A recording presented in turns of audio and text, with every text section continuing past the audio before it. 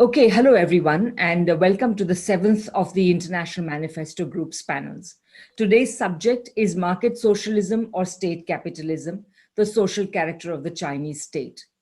This panel takes place at the intersection of two issues, one intellectual and one historical.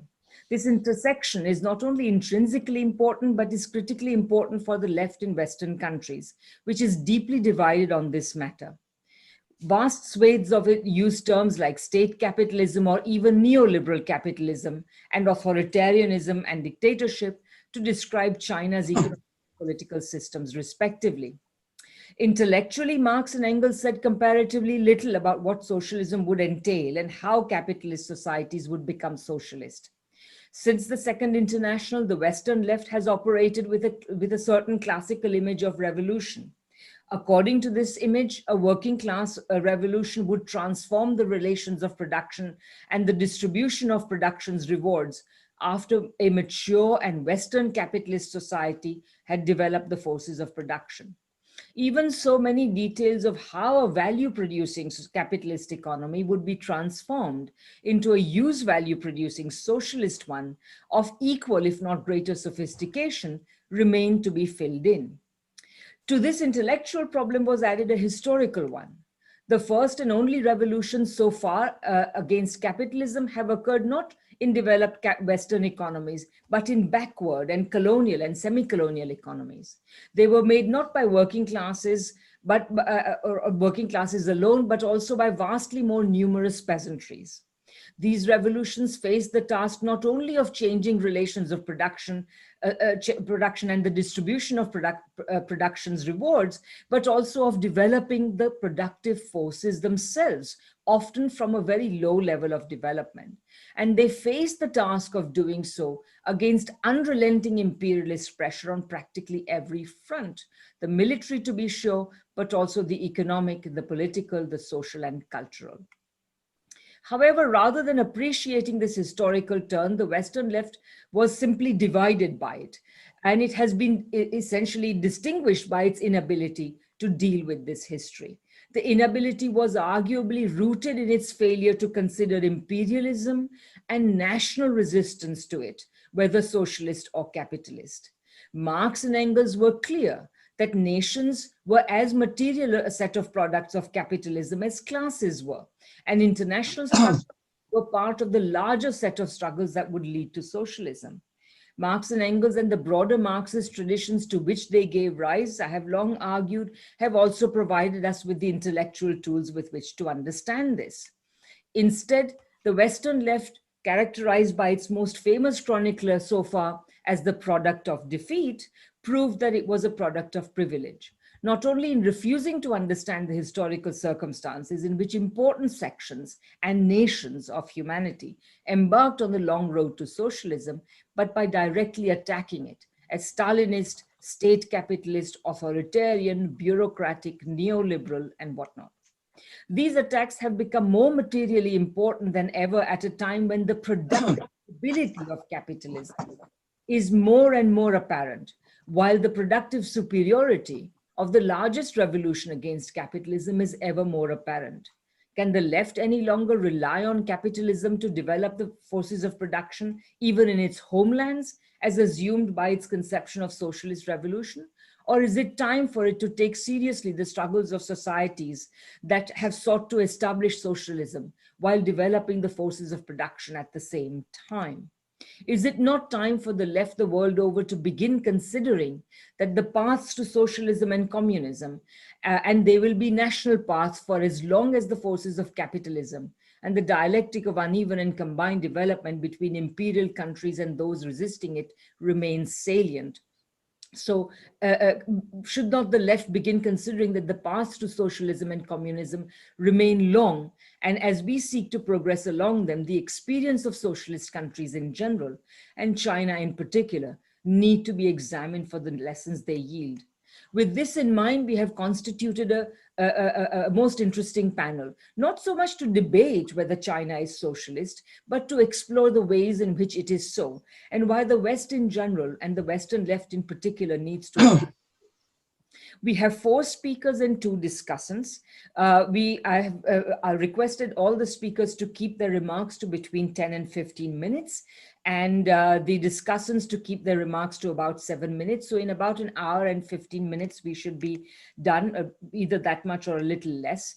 And I will introduce the speakers in the order in which they will appear. So we will go in the following order. David Lane will speak first, then John Ross, then Professor Cheng Enfu, whose presentation will be given to us by Dr. Zhirshu Liu, and then Roland Boer will be the final speaker, and then they will be followed by Jenny Clegg and Mick Dunford as discussants. So without further ado, let me introduce David Lane. David is a fellow of the Academy of Social Sciences and currently Emeritus Fellow of Emmanuel College at Cambridge University. His longer bio is on the website advertising this event, but I will simply say that David has been studying communist societies for a very long time, and some of his book titles show this. They include Changing Regional Alliances for China and the West, the Eurasian Project and Global Perspective, the Eurasian Project and Europe, Elites and Identity in the Transformation of State Socialism, and the Capitalist Transformation of State Socialism. So David, the floor is yours. Well, thanks very much. I'm talking today about state capitalism.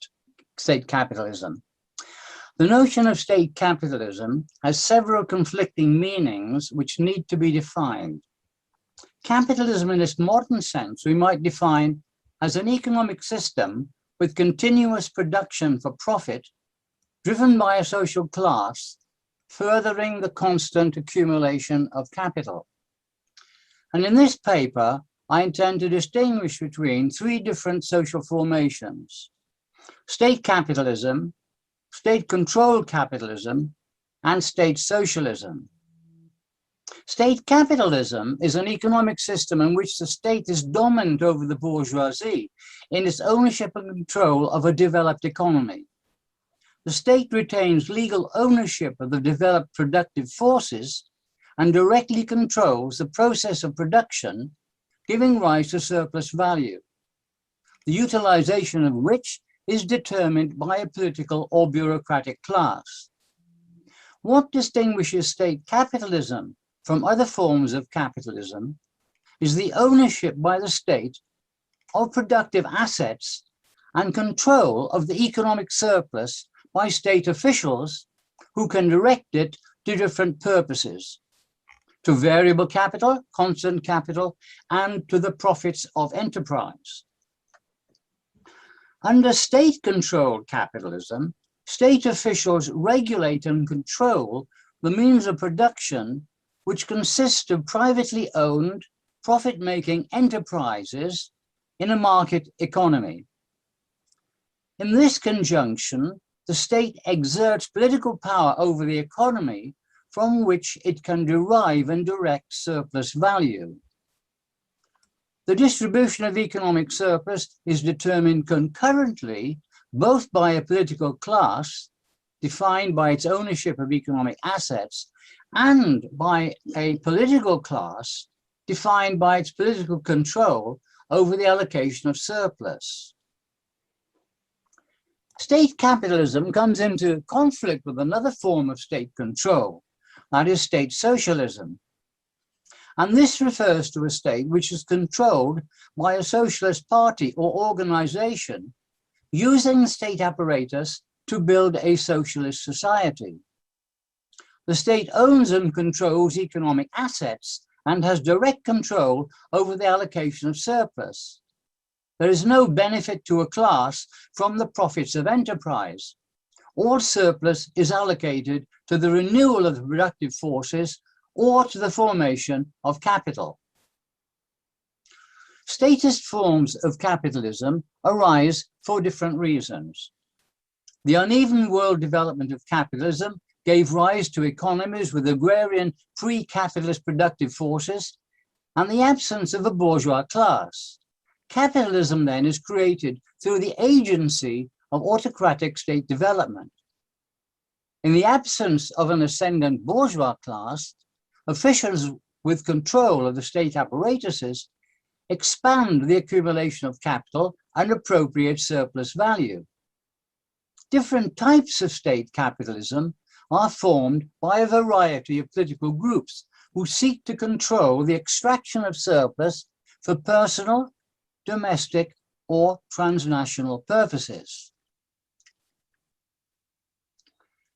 Lenin used the term state capitalism, which he applied to Soviet Russia's new economic policy.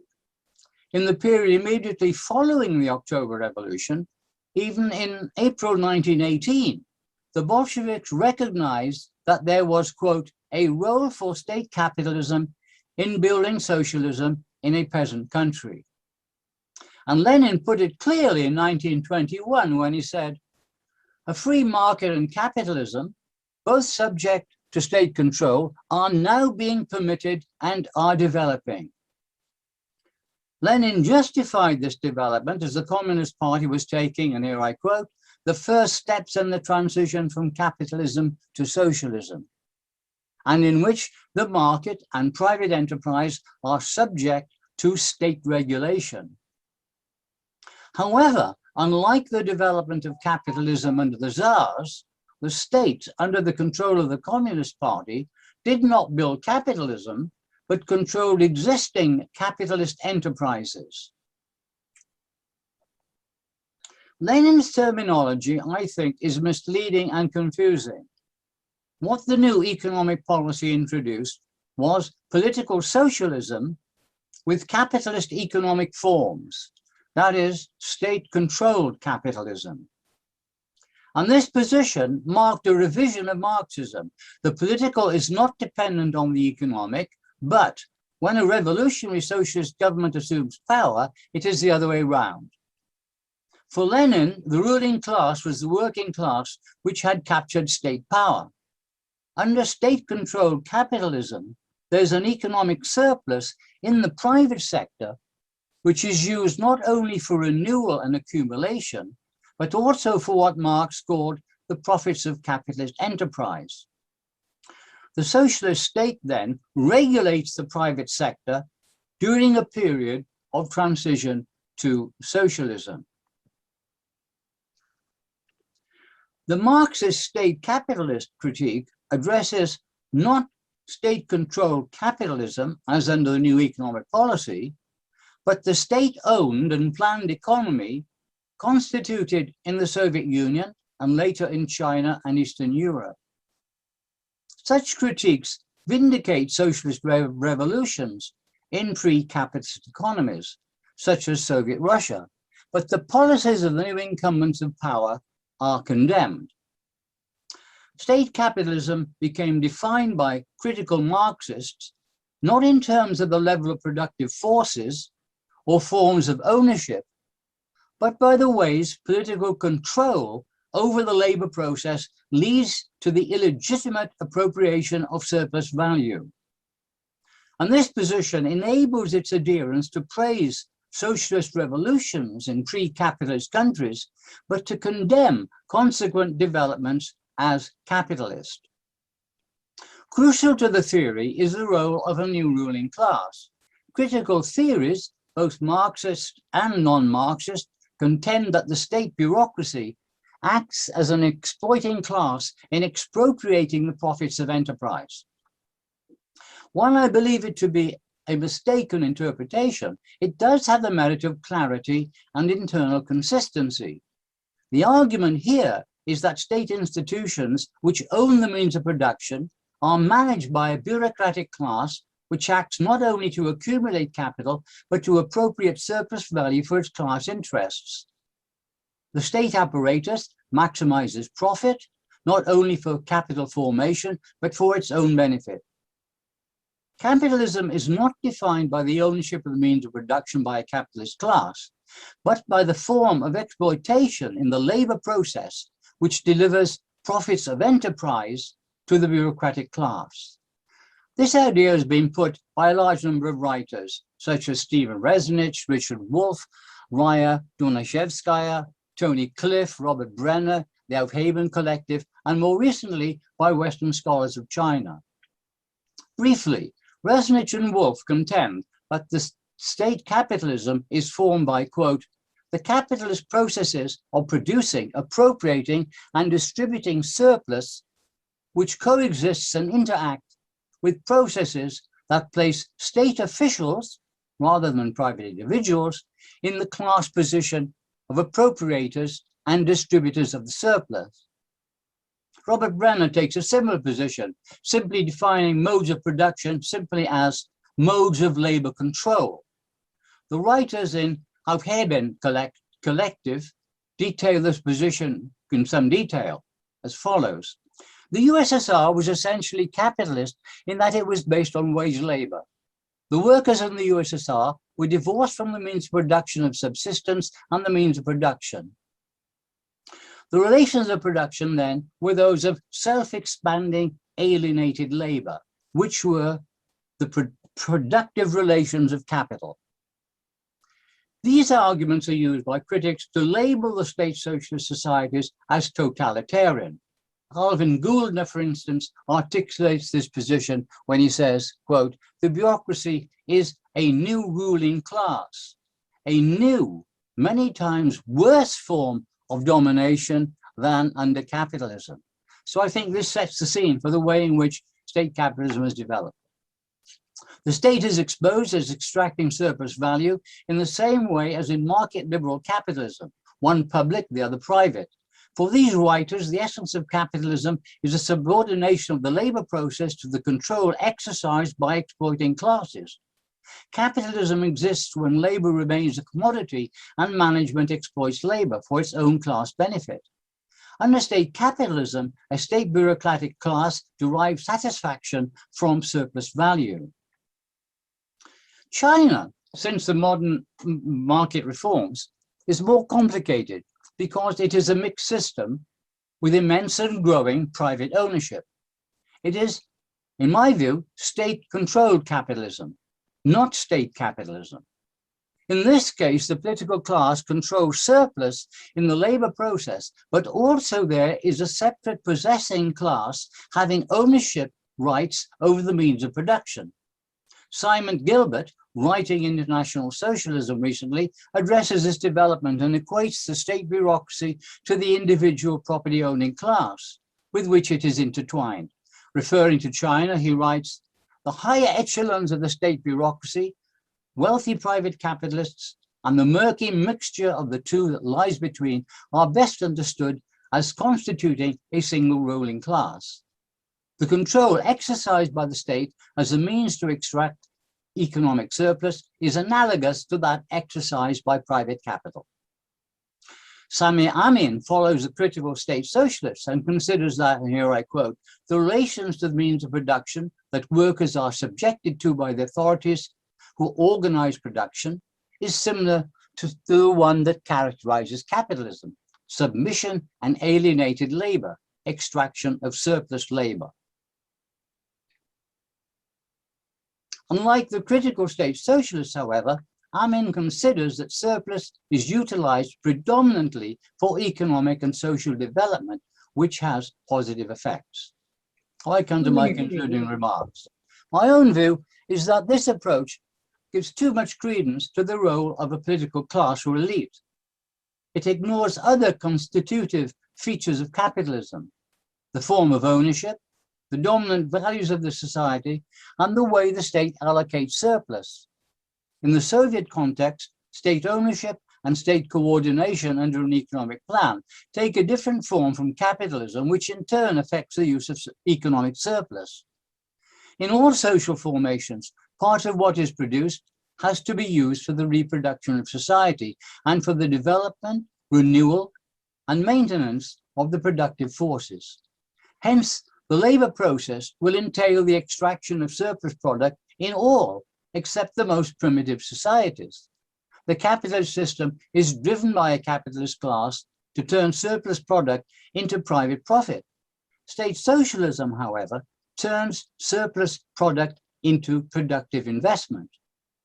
The state bureaucracy under a socialist regime cannot own assets or transmit property through generations.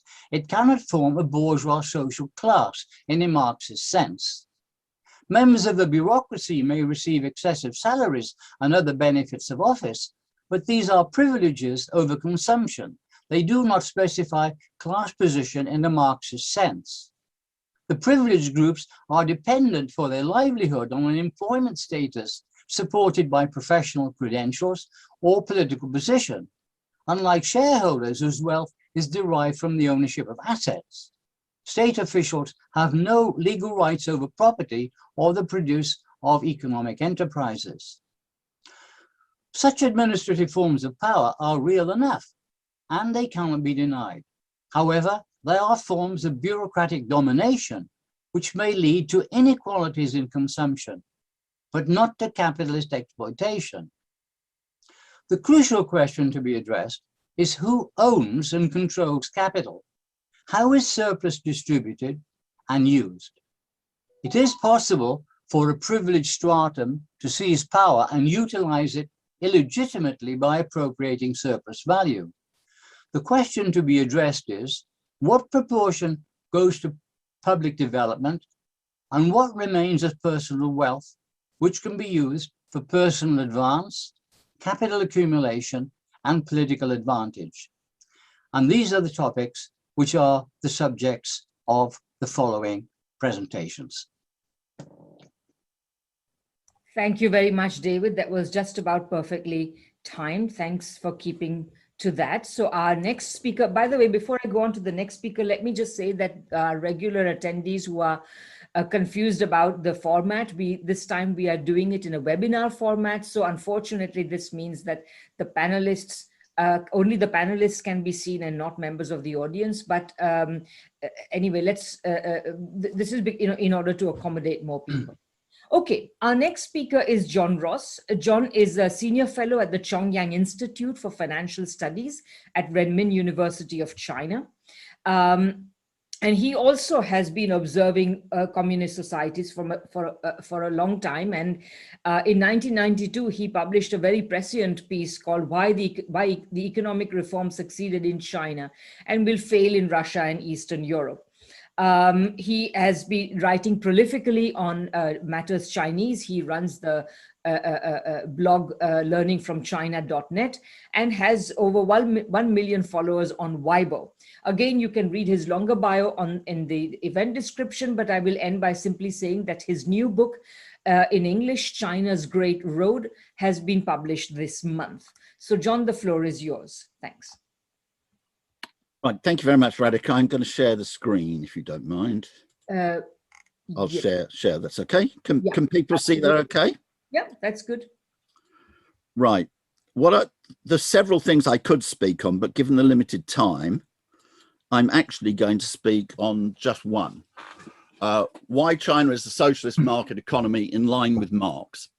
And I'm not going to talk about what other people said, Marx said. I'm going to discuss what Marx said. We also have to understand the significance of this matter. China is the fastest growing major economy in the whole of human history. 9.2% a year growth for 42 years since 1978. It's lifted 853 million people out of poverty by World Bank standards. And it has increased household consumption in China since 1978 by 1,800%. This is therefore in a country which is now 18% of the world's population. So this is a gigantic fact. It is not a small theoretical issue of interest only to a few socialists. As Radhika already kindly said, that what I'm going to give is a very short exposition of what you can find in my in my latest book on China, China's Great Road. Okay, right. Because of the USSR's weight in the world, it in fact took a vision. It presented a vision of socialism, which was that of the post-1922 USSR. In the post-1929 USSR, essentially all means of production and exchange were state-owned, down to local shops, restaurants, etc. Agriculture was collectivized. It was an administered economy. I would say it's a better description than even a planned economy. It was administered. The economy was controlled down to small details. it was illegal to sell a small item at a different price in Moscow and Vladivostok, which were more than 6,000 kilometers away. Resources were allocated within this economy not by markets, but by material balances.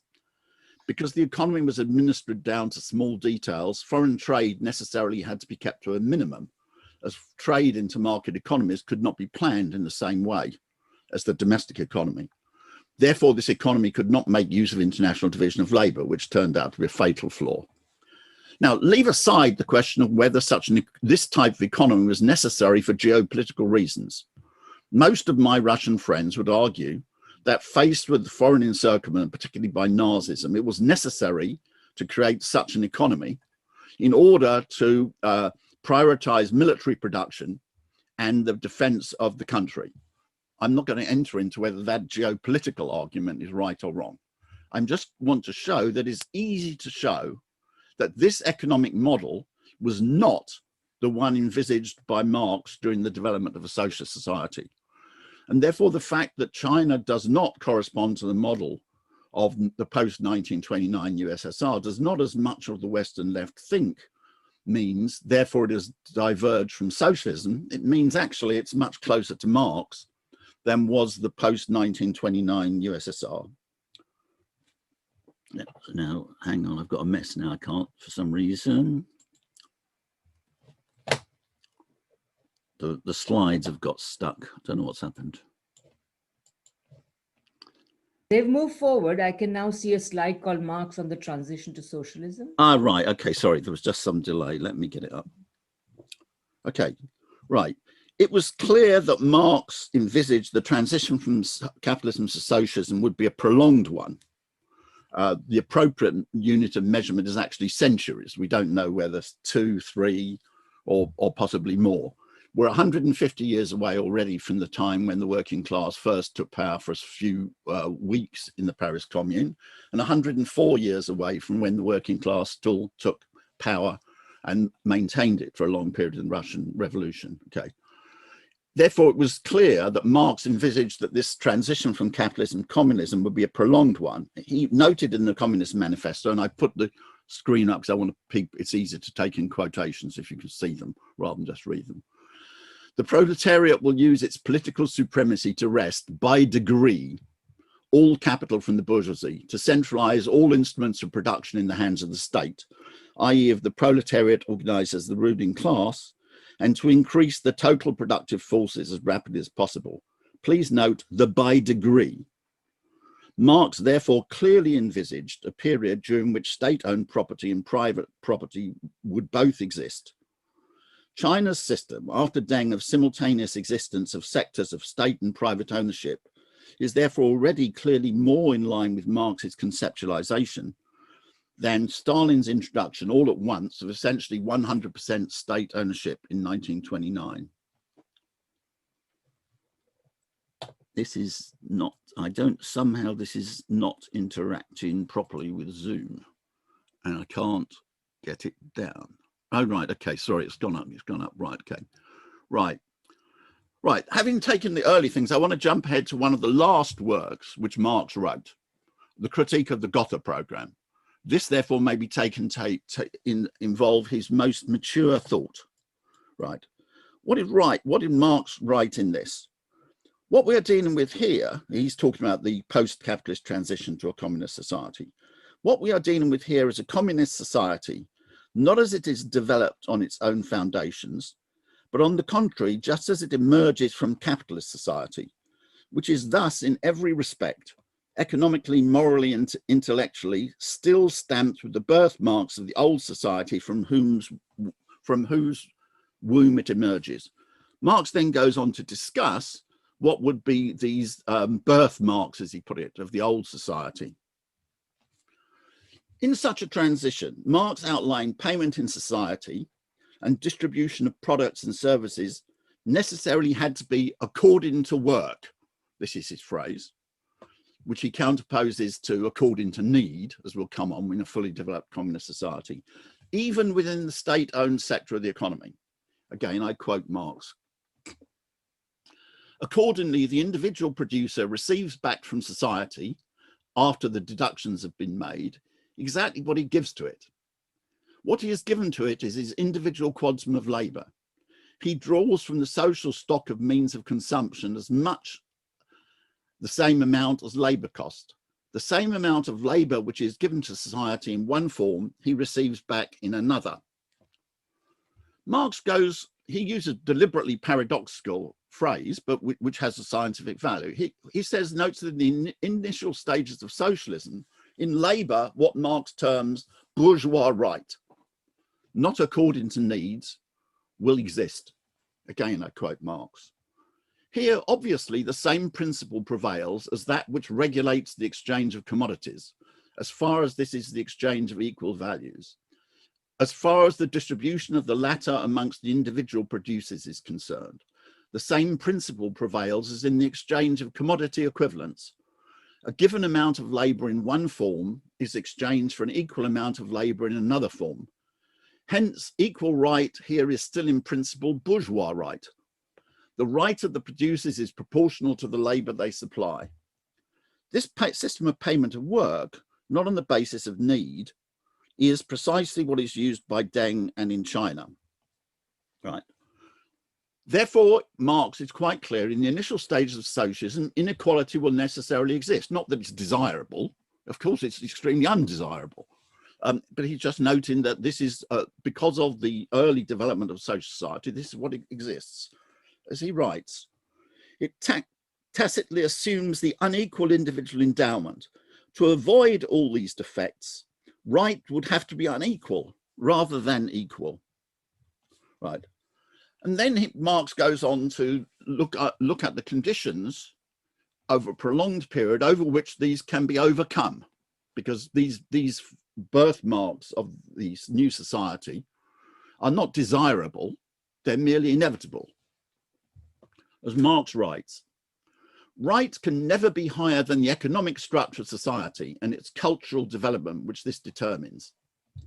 In a higher phase of communist society, after the productive forces have also increased, with the all-round development of the individual and all the springs of commonwealth flow more abundantly, only then can the narrow horizon of bourgeois right be crossed in its entirety and society inscribe on its banners, from each according to his abilities to each according to his needs. Now, what China is in, as it self-defines, is therefore the preliminary or the primary, as it puts, stage of socialism, which therefore has these features which Marx analyzed. Right. Okay. So it is not China that diverged from Marx. It was the post-1929 USSR which diverged from Marx. Put in economic terms, the post-1929 USSR was an ultra-left adventure. Let's leave aside whether it was necessary for geopolitical reasons, I've said. Right, okay. But it was not in line with what Marx said, and China is. Okay. This post-1929 system eventually, of course, led to economic slowdown and crisis, whereas China's is the most successful economy in terms of growth in human history. Then I already gave you some of the data earlier, right? What does this prove? It proves that Marx was right. Before concluding, I just want to deal with one or two issues which are raised in objections to this. Right. First, obviously, as Marx outlined, there would be, for a prolonged period, the existence both of a state sector of the economy and a private sector of the economy. Now, some people say, well, we know this is the mixed economy of capitalism, but it's not. In the transition to socialism, both state and private property will exist, but which is dominant? In a mixed economy, capitalist private property is dominant. In a socialist market economy, state property is dominant. Right. Right. We could take this in form of words, but I always think actions are speak much louder than words. But nevertheless, let's take the form of words just to make it clear of what the positions of the CPC and China is. This is the last major plenum of the Central Committee of the CPC, which discussed the question of the economy. Its formula was, we must unswervingly consolidate and develop the public economy, persist in the dominant position of public ownership, give full play to the leading role of the state-owned sector. Right, now let's turn from words, however, to practice. And the best way to look at this is to look at it in a crisis. What happens in a capitalist society in a crisis? Private investment collapses because the private sector dominates the main means of production. This is what I've just taken here, the last big recession, the recession of 2007 to 2009. This, as you can see, is the pattern within the US economy. It's quite clear. The recession is completely dominated by the collapse in private investment. Okay, right. Now, actually, strange enough, the difference to China was actually very well put by Tom Orlick, who's a bourgeois writer on China, but a very serious one and very worth reading. He is a proper expert on many matters regarding Chinese statistics, etc. He put it very accurately, the difference between China and capitalism. Most economies can pull two levers to bolster growth, fiscal and monetary. China has a third option. The National Development and Reform Commission can accelerate the flow of investment projects. And the reason for this is because 40%, which is enough to control the economy, of investment in China is state-owned. What therefore happened during the international financial crisis in China is shown here. It looks like the graph of the United States turned upside down, because it basically is, in a certain sense, the graph of the United States turned upside down. What actually happened was, confronted with the financial crisis, China used its huge state sector to make sure that state investment actually, and therefore all investment, rose more rapidly than the economy as a whole. This was only possible because it's state sector. This shows quite clearly that it is the state sector, not the private sector, which is dominant within China's economy. Finally, to conclude, why is this discussion crucial for billions of people? Because China is an economic system which other countries can use and which demonstrably works. It's not a theoretical thing, it works. It has taken 853 million people out of poverty. As Fidel Castro put it, China has objectively become the most promising hope and the best example for all third world countries. And those who don't want to learn from China are trying to turn billions of people away from an economic system that demonstrably works. And this doesn't help the people who are struggling against capitalism. It damages the people who are struggling against capitalism. Fortunately, discussion of this is beginning to spread greatly internationally. Just to take yesterday, there was an excellent event organized by No Cold War, involving Dilma Rousseff, former foreign minister of Brazil, Celso Amorim, speakers from China, and so on.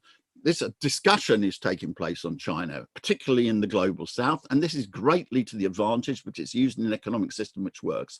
And finally, literally to end, this poses a very serious question. Is capitalism still a progressive system? Because you have to draw the following conclusion. If state capitalism can lift 853 million people out of poverty, if capitalism can produce a 1,800% increase in household consumption in 42 years, if capitalism can lead to average life expectancy being 3 years longer than you would expect from per capita GDP, as in China, then there is only one conclusion. Capitalism is a progressive system. It remains a progressive system. Capitalism is capable of such gigantic advances for humanity. So paradoxically, the ultra-leftist critique of China, that it's capitalism, actually leads to a very rightist conclusion indeed. Thank you very much indeed for listening.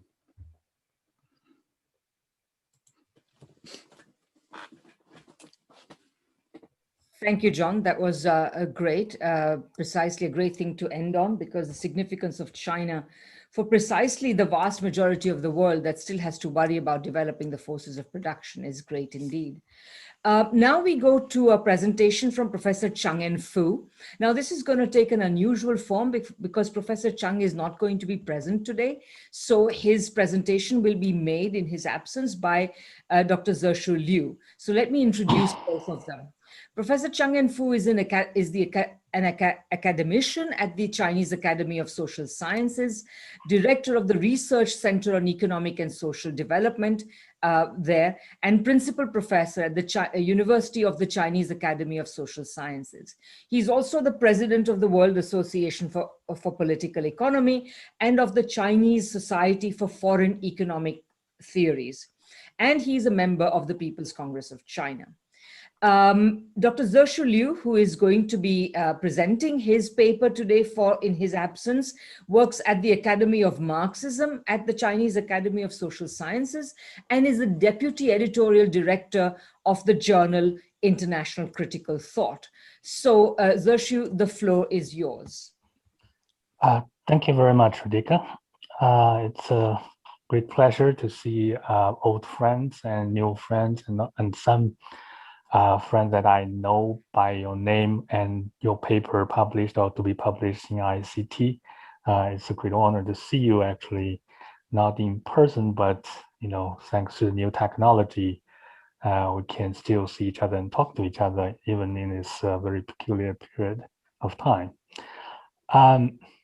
Also, thanks to new information technology, you can actually see Professor Chen presenting when I play the video of his presentation, and but the voice will be mine.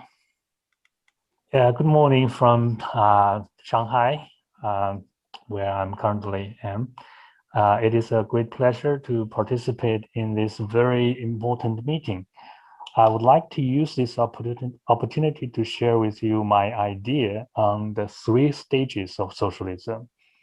The core of my argument is that China today has a socialist system with substantial elements of state capitalism.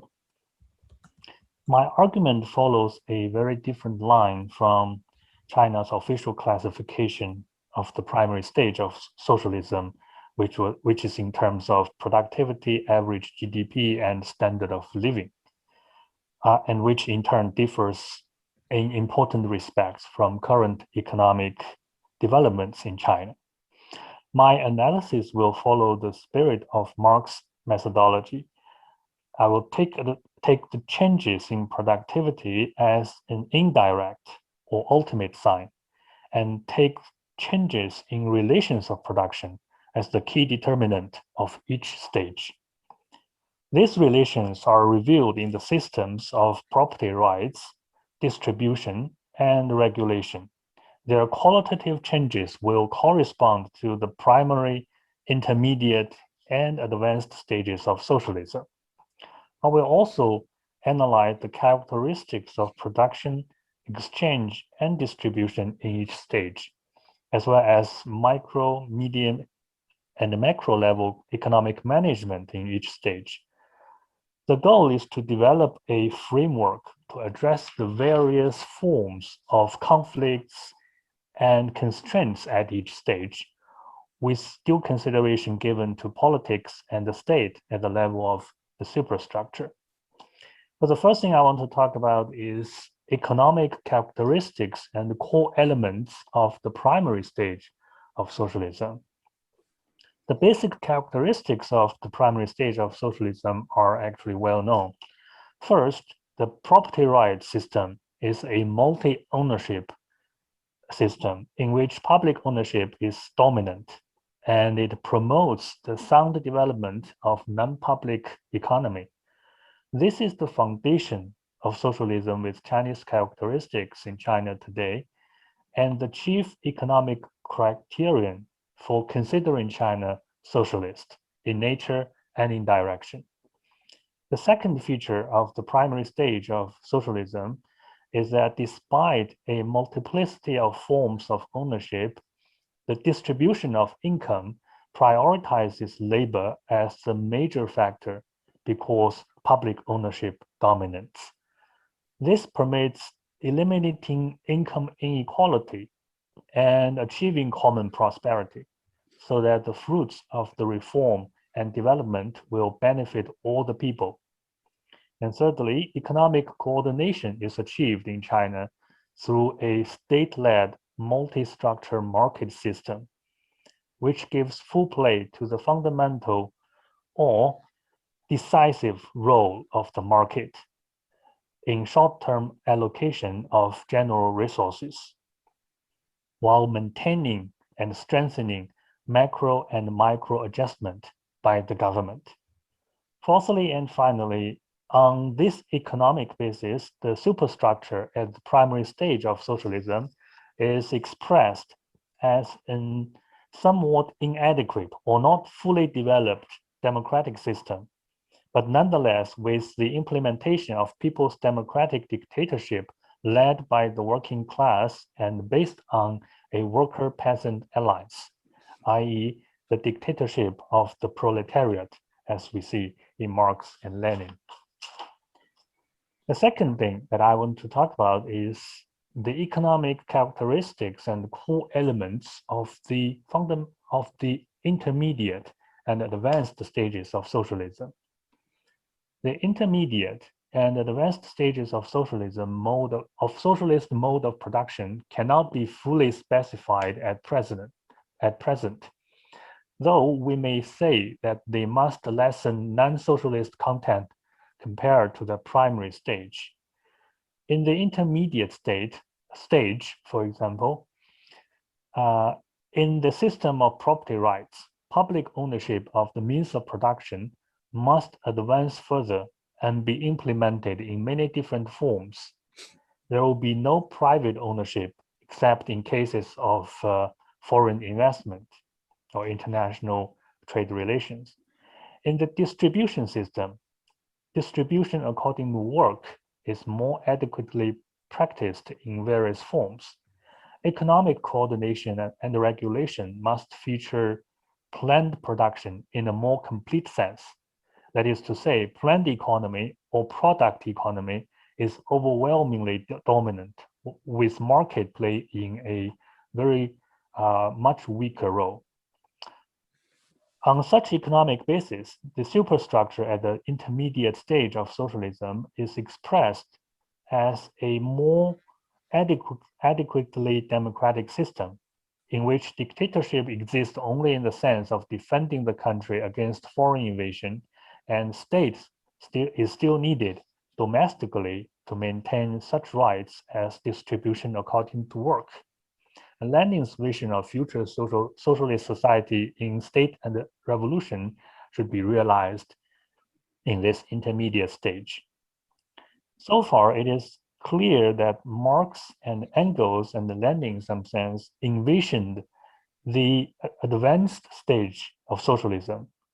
Stalin and Mao depict the intermediate stage of socialism, while socialism with Chinese characteristics formed during China's reform and opening up, in fact, represents the primary stage of socialism.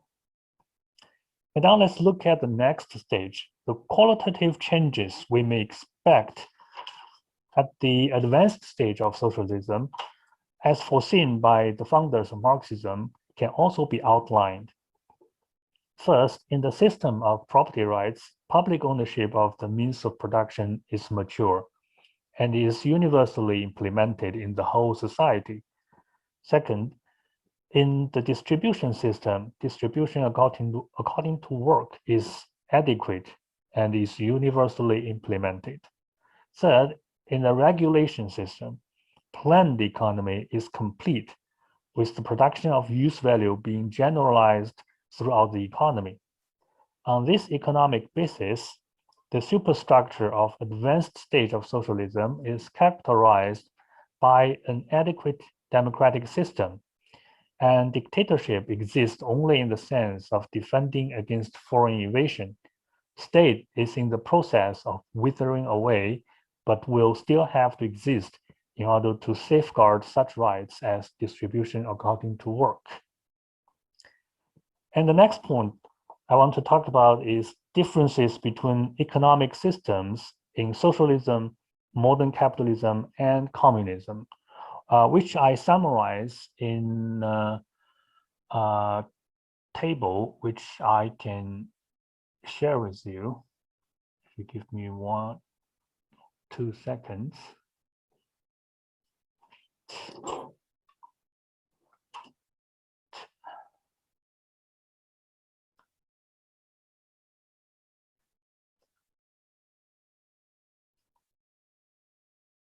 Okay, and this table summarizes the differences between modern capitalism, different stages of socialism, and communism. The common feature of the primary, intermediate, and advanced stages of socialism is the public ownership of the means of production, and their differences lie in the degree of maturity and perfection of public ownership. In the advanced stage of socialism, the form of public ownership will become mature and perfect, and its main difference from the communist economic system lies in whether distribution according to need is realized. Characterized by the highest degree of economic fairness and efficiency, communism is the general direction of the development of human society, but its realization requires a series of conditions and a considerable period of time. To that end, 5 basic conditions must be met. Number 1, the material condition, highly developed productive forces. Number 2, the economic condition, which suggests a single communist public ownership of the means of production, planned economy, and distribution according to need. Number 3, social condition, which is to say highly developed education, science and technology, and the total elimination of the division of mental and manual labor. Number 4, the spiritual condition, greatly improved political consciousness and moral character. And number 5, political condition, the elimination of class and withering away of state. So that being said, I'm going back to, sorry, just 1 second.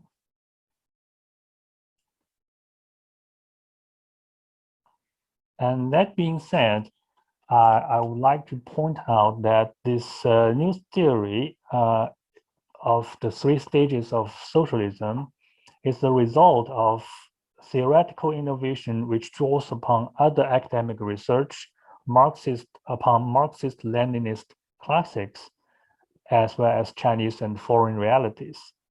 It provides logically consistent answers to some important theoretical and practical questions at different stages of development of socialism, at least trying to answer these important questions, and is trying to provide a foundational, principled, and fundamental value in both academic and practical terms.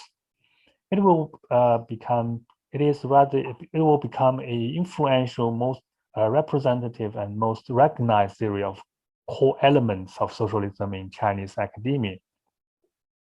There are some obvious differences between this new theory and the currently prevalent ideas about socialism in Chinese society, such as socialism has no fixed definition, convergence of socialism and capitalism, permanent primary stage of socialism, or communism equals public ownership and planned economy is not working, market economy is permanent, etc. My argument differs markedly from all these ideas. The basic conclusions of my analysis of contemporary China are as follows.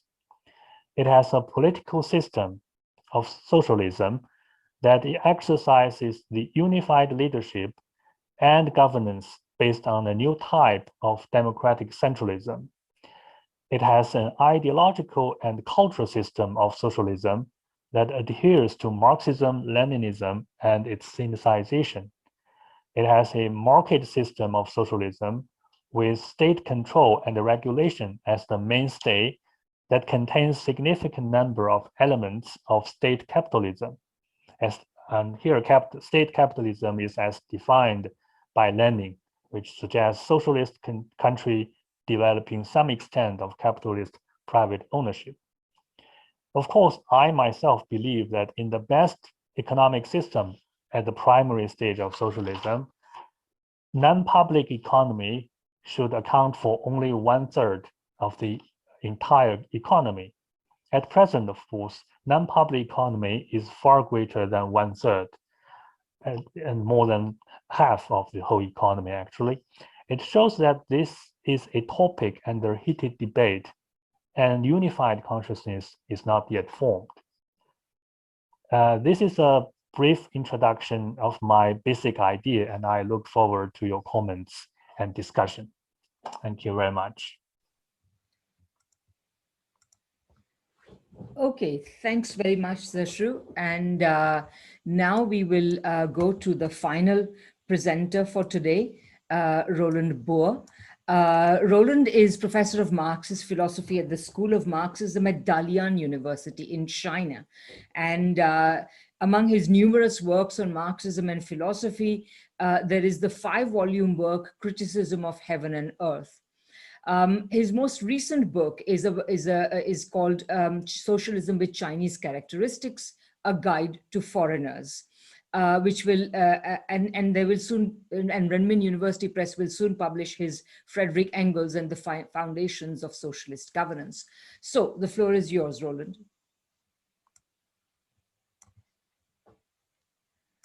You are muted, Roland, and I am indeed. Yes. I'm very sorry. Thank you very, very much for the invitation to participate, and good to see some old friends and meet some new friends. Especially, I also feel honoured to follow Professor Cheng Enfu, who has for a long time been China's leading Marxist political economist. Just a little comment on that, actually, and Zhu, you could perhaps comment a bit later. To my knowledge, the Professor Cheng's proposal on the 3 stages of socialism was actually first appeared in 1990 or late 80s, early 90s. So there's almost a 30-year time lag with developments of this material in China and engagement internationally. I mean, I guess the rest of the world has to catch up on these things. Anyway, look, I'm going to spend only about 10 minutes on my presentation, and I will put up a PowerPoint here. I've got a few things I could use, but I'm going to focus straight in on the question. Part of the title of our seminar or webinar is, in fact, it contains the word market socialism. I'm going to distinguish between market socialism and a socialist market economy, and that will become clear. And I'm going to offer a brief comparative analysis with experiments in market socialism in Eastern Europe, especially Hungary and Yugoslavia, and the development of a socialist market economy in China, as Professor Cheng Enfu pointed out, is part of the primary stage of socialism. But let me begin with the 2 quotations. The first one from Count Ludwig von Mises, one of the godfathers of a now defunct liberalism. It's a slogan from 1932. The alternative is still either socialism or a market economy. In 1932, it was an exasperated slogan. By 2021, it is an assumed position by a lot of people in the few countries that make up the West. It's very deceptive because he slips in an assumption that socialism means a planned economy immediately after a proletarian seizure of power, and that a market economy is by definition a capitalist market economy. That's the first quotation. Second quotation is from Mao Zedong in 1957, speaking to about 3,000 Chinese students in Moscow when he led a delegation there. I like using this one. It makes us stop and think, especially those of us who are unfortunate enough to have been brought up in a Western liberal context. Some foreigners say that our ideological reform is brainwashing. As I see it, they are correct in what they say. It is washing brains. That's what it is. This brain of mine was washed to become what it is. After joining the revolution, it was slowly washed for several decades. What I received before was all bourgeois education and even some feudal education. That's as much a personal one as one for some of us who perhaps listening, that in order to understand some of these issues we're discussing today, you need to do a little bit of washing of your brain. All right, let me move on. Look, I'm going to skip these 2 fairly quickly. The first step, I have some quotations here from Marx through to Deng Xiaoping and a couple of representatives from Eastern Europe, There's a crucial de-linking that we have to do. And the de-linking is that a market economy is not equivalent to a capitalist market economy, and that a planned economy is not necessarily equivalent to a socialist system. It's an assumption that goes back with Edward Mises' quote, but I'm not going to stay with that one. I'll also move quickly through this one. The difference between Eastern Europe and the Chinese context is that they tend to see a market as a neutral economic instrument, a universal that could be used in different places, whereas currently in the Chinese approach, both market planning exist, but they are components that are shaped by the nature of an overarching socialist system. You can start to see why the term socialist market economy is used. However, I want to focus on 3 slides in particular, and we'll start with this one, the question of planning and market. Now, both planning and market exist in China today as components of a system.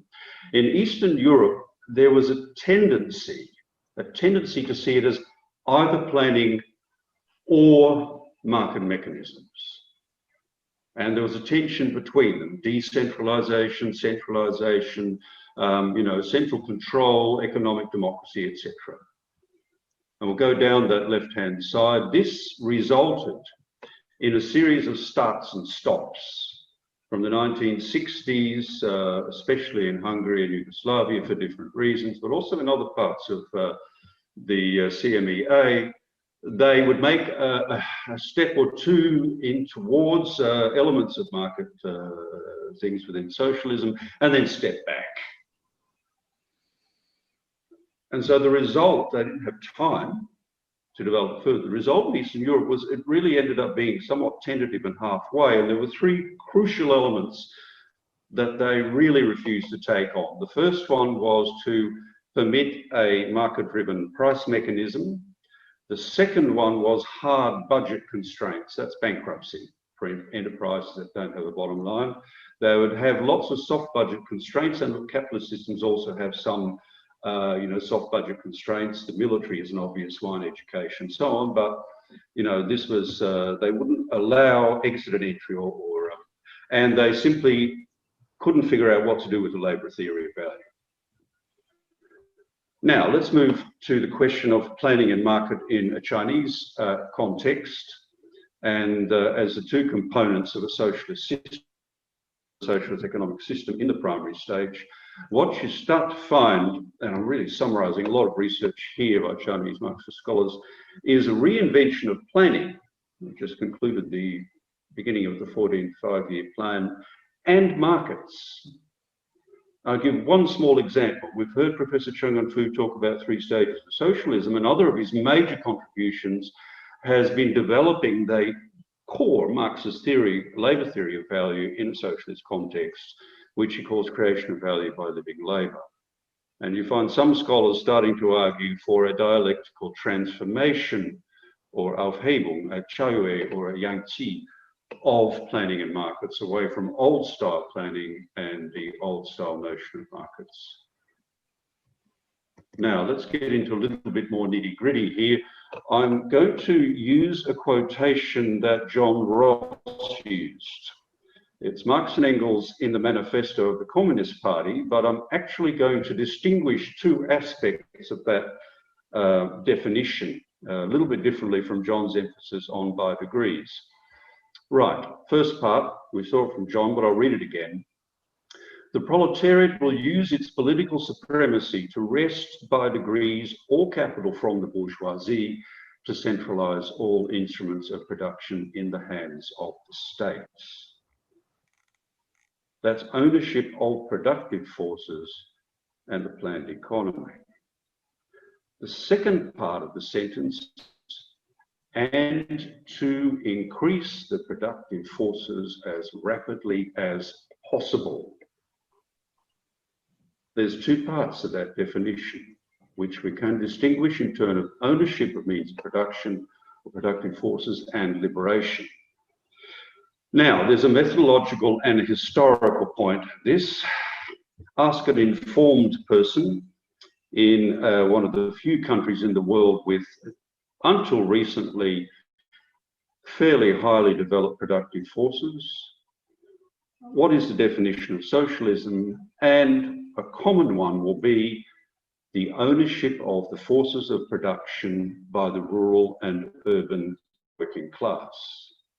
Now, that's true enough as far as it goes. It's understandable in a context of developed productive forces, but it's imbalanced. And as Radhika pointed out in her introductory comments, historically, proletarian revolutions have actually taken place in undeveloped, or if you want to use the term, backward economic conditions. And what you start to find in those contexts is that the other part of the definition comes to the fore, that it requires a liberation of productive forces. There's many different manifestations of this. Post-socialism is not socialism, for example, that it actually should be focused on the socioeconomic well-being of all, which is the foundational human right in a Marxist context. Now, there's a historical dimension of this, which I'll introduce here and then focus on in the next slide. Historically, the situation gets a bit more complicated. What we find, and this is after the seizure of power through a proletarian revolution, in all cases, you had a seizure of productive forces from the bourgeoisie and the middle class. Now, there were distinct reasons for this, dealing with the counter-revolution, etc., etc. And in all cases, you saw a massive leap in production taking place. There's abundant evidence for this. However, after 2-3 decades, you started to get new contradictions between relations and forces of production, and new means of liberating productive forces were required. And that brings me to the next slide. Now, I haven't actually mentioned this term yet, but there's 3 more minutes. Yeah, 3 more minutes. How many? Sorry? 3 is fine. Okay, contradiction analysis. Contradiction analysis. All right. If you overemphasize the ownership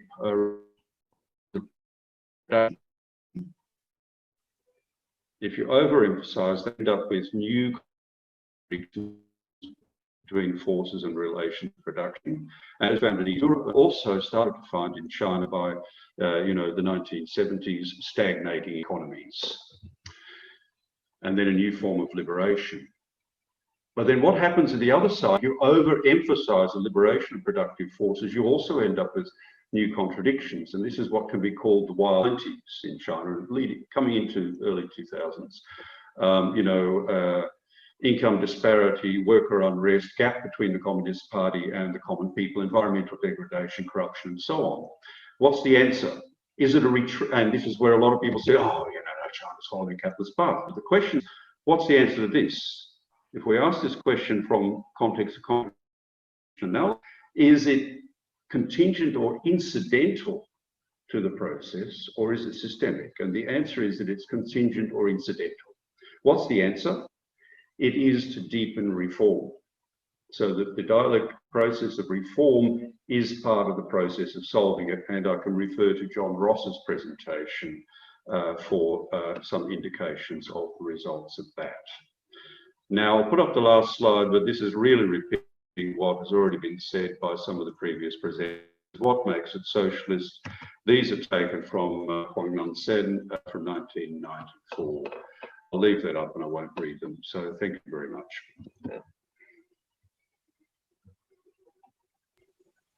Great, thank you very much, Roland. Now we move to our final set of speakers, the 2 discussants. They will make brief, about 7-minute remarks, and I will quickly introduce them. We'll begin with Dr. Jenny Clegg. She's an independent writer and researcher, former senior lecturer in international studies, and has been a long-time China specialist.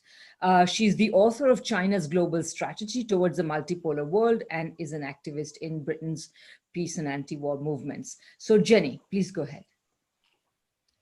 Thank you very much, Radhika. Well, we've been presented with highly thought-provoking and highly articulated arguments here.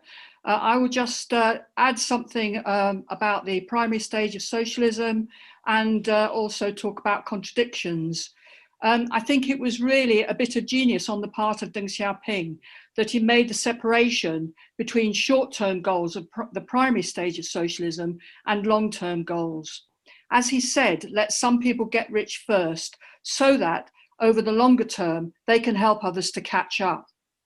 So policy making in China is different from capitalism in adopting a long-term perspective, setting goals, identifying stages, sequencing and prioritizing.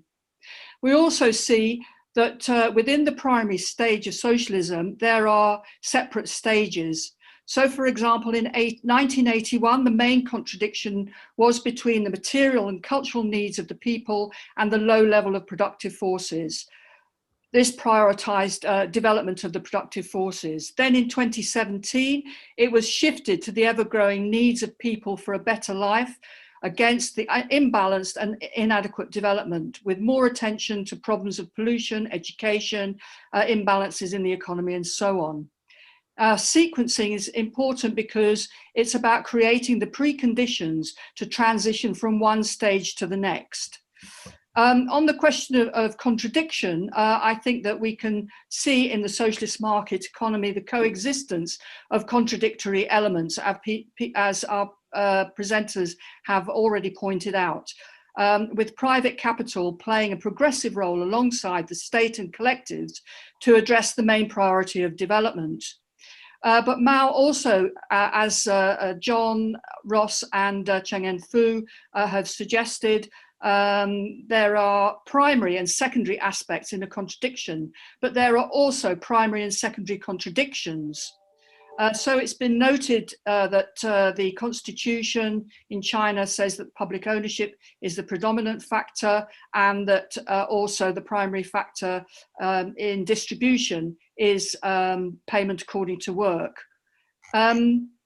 In terms of the primary and the secondary, I find helpful a formulation by Michael Roberts, the economist, along the lines that whilst the law of value operates in China, it is not the determining factor. The question certainly is which is dominant, but it's also a question of how the dominant form of surplus appropriation influences secondary elements. So for example, in pre-modern China, there was indeed wage labor, but the conditions of wage labor were constrained with the dominant form of surplus appropriation in the form of monopoly rent in kind. I think that there are, when it's conceived in this way, we can see there's always a possibility that the dominant and subordinate aspects can reverse places. So there are dangers here. I think that the Chinese Communist Party accepts this, that whilst the development of the productive forces is primary, class struggle still exists. And here we have the shift from the Cultural Revolution, which took class struggle, including against the bureaucratic class, the bourgeoisie inside the party. Under the Cultural Revolution, this was seen as the main contradiction. What Deng did was to make it a secondary contradiction. Now, to show how the hierarchy of contradictions can shift and their nature transform so that with changing policies, we can look to history. In 1937, when the Japanese invaded China, the peasants had to compromise as policies shifted from land takeovers to rent reduction so as to gain the support of small landlords in the resistance. While peasants did not get all that they wanted, nevertheless, their position was strengthened, ready for the return to land takeover after the end of the war.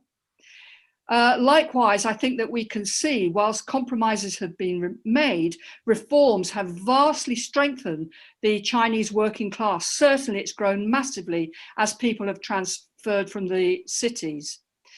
And as the private sector has grown, encouraged by the public sector, as Cheng Enfu has said, it also helps the public sector to grow massively with the development of the productive forces.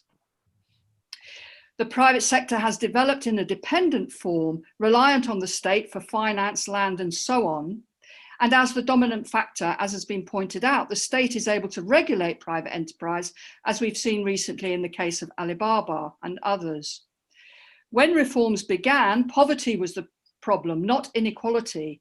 And now the government is addressing inequalities in the form of the rural-urban gap, inequalities between regions in creative ways, linking more developed and less developed provinces, sending newly trained teachers to start their careers in rural schools and so on. And as for the question of the development of independent political groups or the corruption of the party, many people point to the policy of letting private entrepreneurs join the party. But there was, of course, a bargain here with party branches set up in enterprises to ensure they abided by the regulations. Now, I'd like to move on to consider future directions. Because the new dual circulation strategy, which hasn't been mentioned so far, marks out a new stage. And on the one hand, I'm concerned that greater liberalization is moving China further in a capitalist direction. If numbers of state-owned enterprises are to be put on a profit basis and interest rates are left to the market, it is hard to see how the law of value won't come to play more of a determining role. On the other hand, the Chinese Communist Party has set ambitious targets for average per capita incomes to rise. Private entrepreneurs may resist these wage rises, so there may well be some kind of reckoning, a rebalancing between labour and capital in the offing. 1 minute, please. Okay, I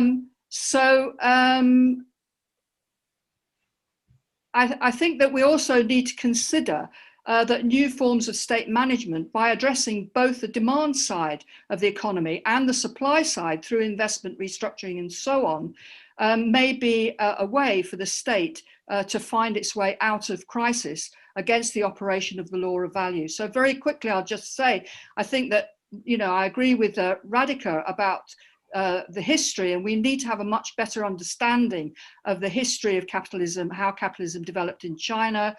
We also need to consider China's own understanding of state capitalism, in which they're concerned about a communist party becoming detached from the people and forming a privileged bureaucratic group.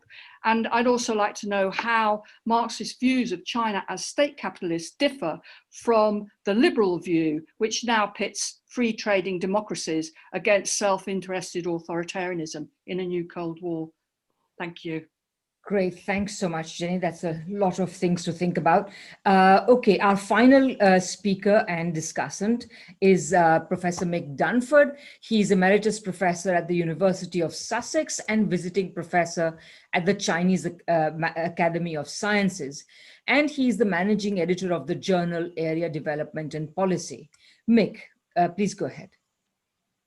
Capitalism, I think we all agree, is a mode of production, and the transition from capitalism to socialism and communism is a process that's going to take a significant amount of time, but it will also reflect national traditions.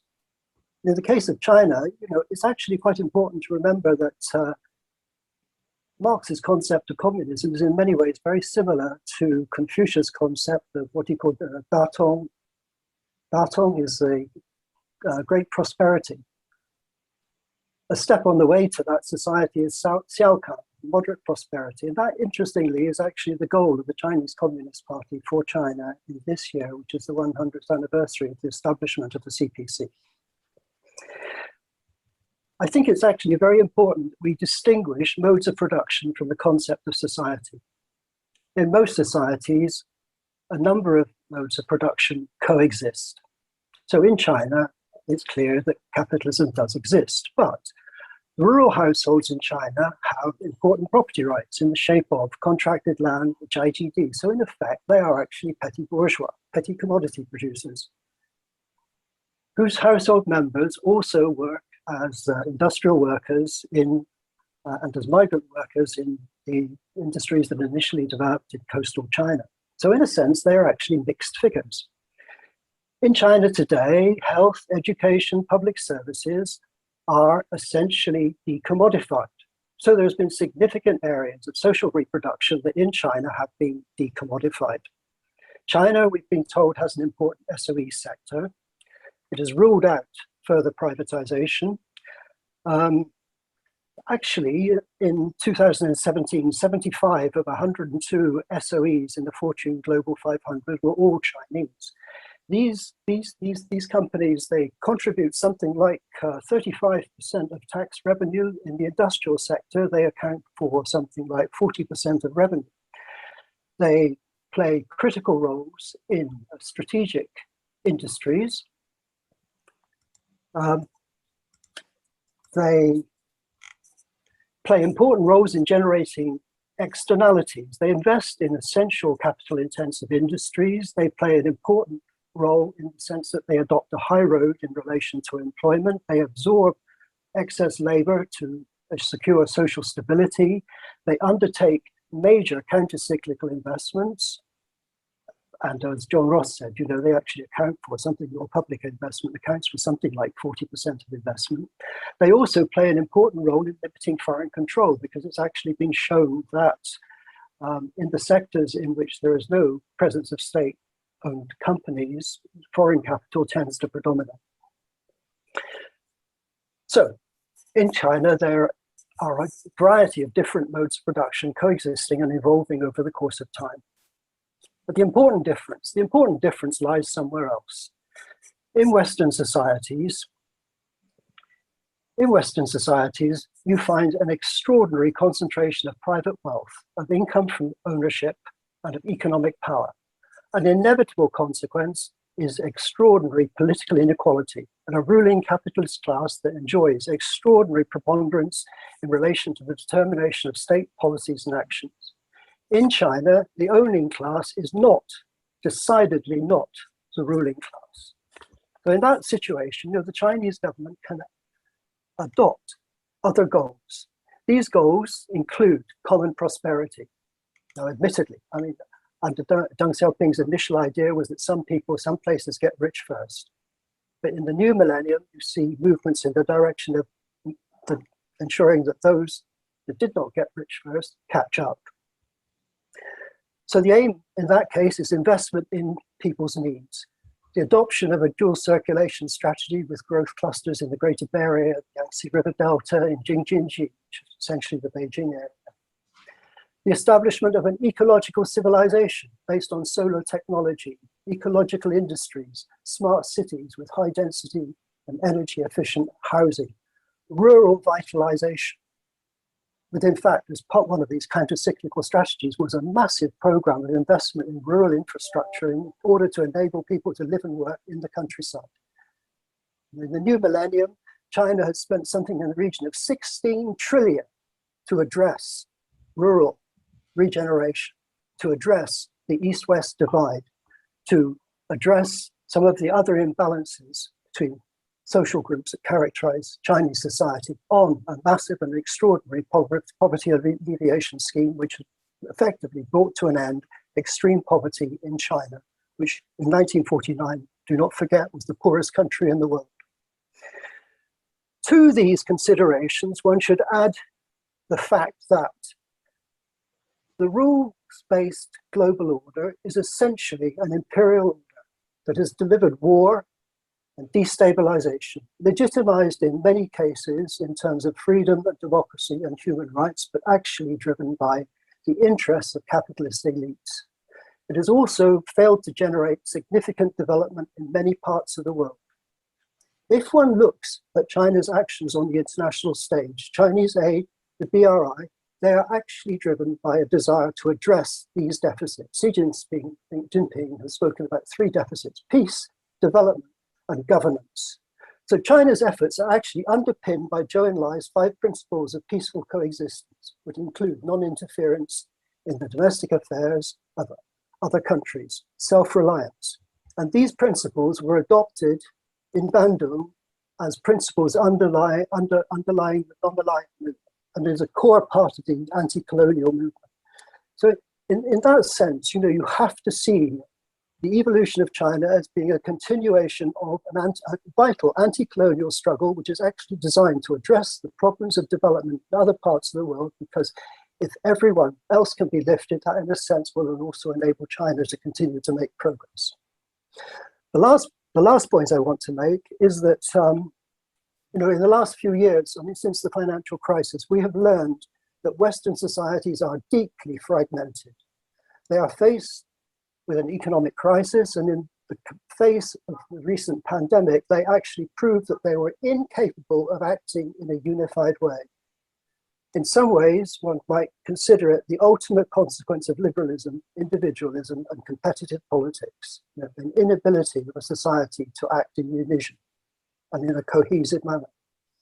And yet, Western countries seek to project this model, continue to project this model. In 2021, Xi Jinping actually spoke about common values of humanity. He said they are peace, development, equity, justice, democracy, and freedom. Western elites tend to play a trick on us. They actually suggest that a general principle, what one in Chinese would call a generic concept, gongyi. Please wrap up, Mick. Yeah. I am.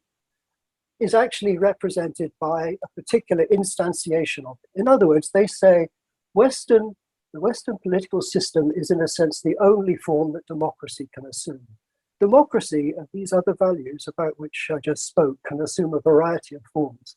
And I think that is one of the perhaps most vital issues that we need to consider, because it's in terms of these values that an attempt is made to turn the world, or to divide the world in a sense and create a new Cold War, and to prevent the realization of the potential that could emerge right through a rather different assessment of China and its contribution to our world.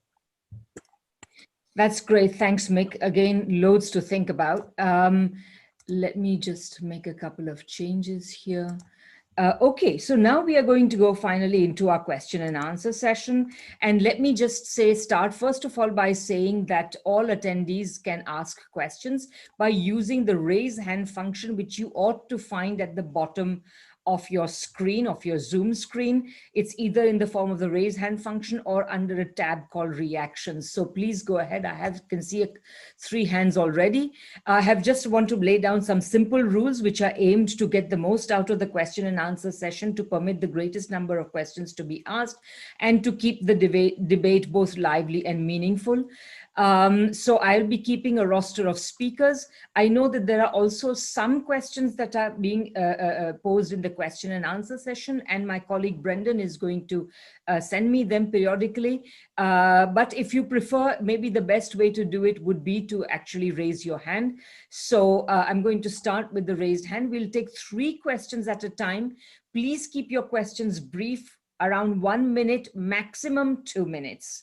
So that we can get as many as in. We'll take 3 questions, turn it back to the speakers, including the discussants if they wish to come in, and then take 3 more and continue as long as people, as long as we all feel we have a stamina for it. Okay, so I'm going to start with Dimitri and then go to Paul Fiondella and then Alan Freeman. Those will be the first 3 questions. I can see many other hands, but we'll take those 3 first. So Dimitri, please go ahead and place your question. Dimitri, can you hear us? No, Dimitri is not there, so I'm going to remove permission to talk, and I'm going to go to the next question from Paul. Paul, please go ahead. Yes, all of you are familiar with the 3 demands during the Russian Revolution, one of which was worker control over production. And that demand, of course, was dismissed in 1922-21 by Lenin, who implemented the NEP. And basically, the battle was over who was going to allocate capital in the society that was developing. And Lenin's position was that there was insufficient capital and that you would have to go through a stage of accumulation, basically state capitalism. The issue of allocation of capital in China is still something which is, to me, a mystery. In many cases, in the 1990s, you saw what happened in the West, which was that we had a vast expansion of technological innovation based upon private entrepreneurs obtaining venture capital. What is going on in China, and how does that fit into their model? Thank you, Paul. The next person is Alan Freeman. Please go ahead, Alan. Hi, I've put my question in the, can you hear me okay? Yep. Yeah, I put my question in the Q&A and in the discussion, so I don't see any need to repeat it verbally. I just want to check that the panelists have seen it, or if you need me to repeat it verbally. Please just repeat it, Alan. Okay, the question is, how do the panelists understand the concept of forces of production? And I asked this because I found, to my great surprise, when Marx is discussing why Rome could not introduce capitalism, he said, as you would expect, the forces of production were insufficiently developed. But then, which is not what I expected, he said, they did not have a modern proletariat. So he was including the workforce as part of the forces of production. Now, capitalist economics tends to have this idea that machinery is the forces of production and the workforce is somehow part of something else, maybe the relations of production. But if Marx is right, then the developing the forces of production includes developing the workforce.